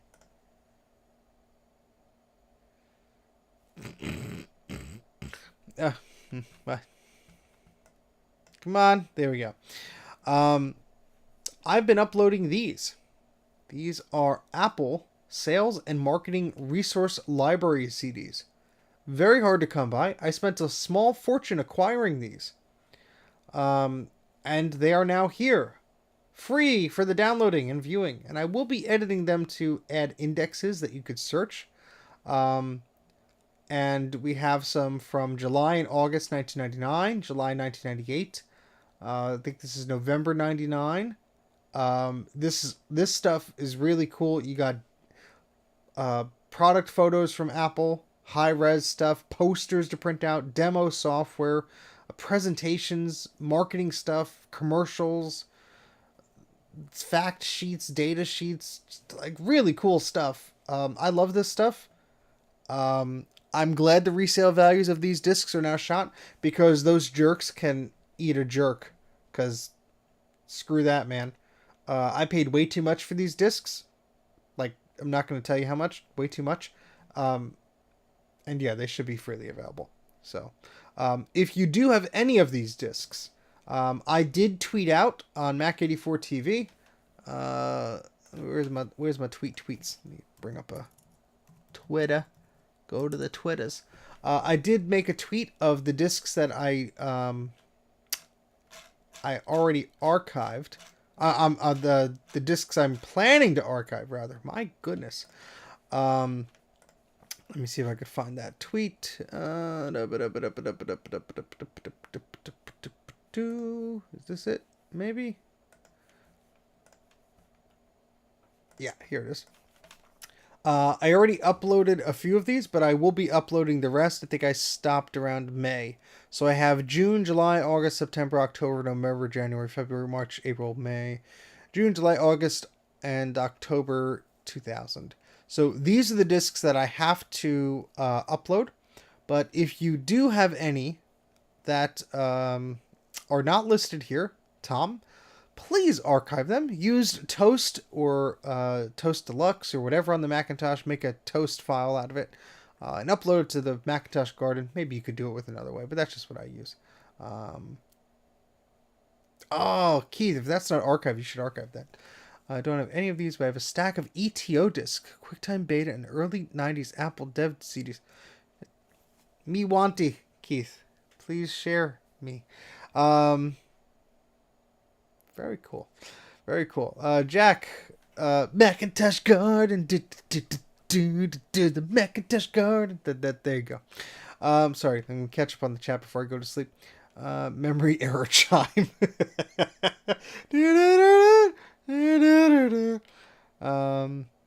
Yeah, I mean, these discs are very silly and priced when they go on eBay. Some of them are like $40-50 a pop.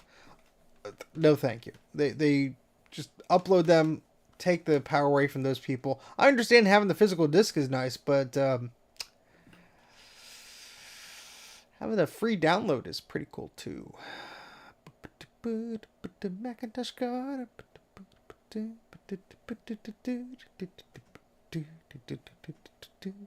Yeah, some of the stuff is quite expensive. I know for you to scan 50 Shades of Beige, but we really appreciate it. I think of lyrics to the whole Macintosh Garden song now. I use Burn It and save, then upload it ISO. Yeah, I could probably do that too. You've been archiving them on and off. Well, good on you, Keith. Yeah, I got these discs years ago, and I'm just finally getting around to archiving them. And I had a hard drive crash recently. Is that the disc? No, somewhere. But everything's on Backblaze, so I just got to wait to get the data back, and then I'll I rebooted. Then I'll start uploading the stuff again. Anyway, that's the thing that I wanted to talk about the thing before I ended the thing. So I want to just take the time again to say thank you everybody for joining. Like, subscribe, super chats, all that fun stuff. Thank you to all my supporters. VCF years ago. Excellent. Which VCF did you go to, Keith? Now I have to wait for him to answer. But yeah, I'm going to turn the power off on this PC power supply, which did not explode. So that's cool. The discs are safe. That's all that matters. Yeah, I got tons of stuff to archive, like these Corel Draw clip art discs. There's a lot of them. VCF West. Okay. I'm on the East Coast, so it's VCF East. Anyway, good night, everybody. Take care. Thanks for all the support and all the fun. I'm going to go to sleep. You should probably too, if it's appropriate in your time zone. But if you're at work or something, don't go to sleep, because then you probably get yelled at. Don't blame that on me. But I have to find the end stream button, don't I? Good night. Take care. And where's the there it is. Bye. Oh, I had to click it twice. Silly me. Bye, folks. Nope. Christian, just rewind. Promise you. Bye.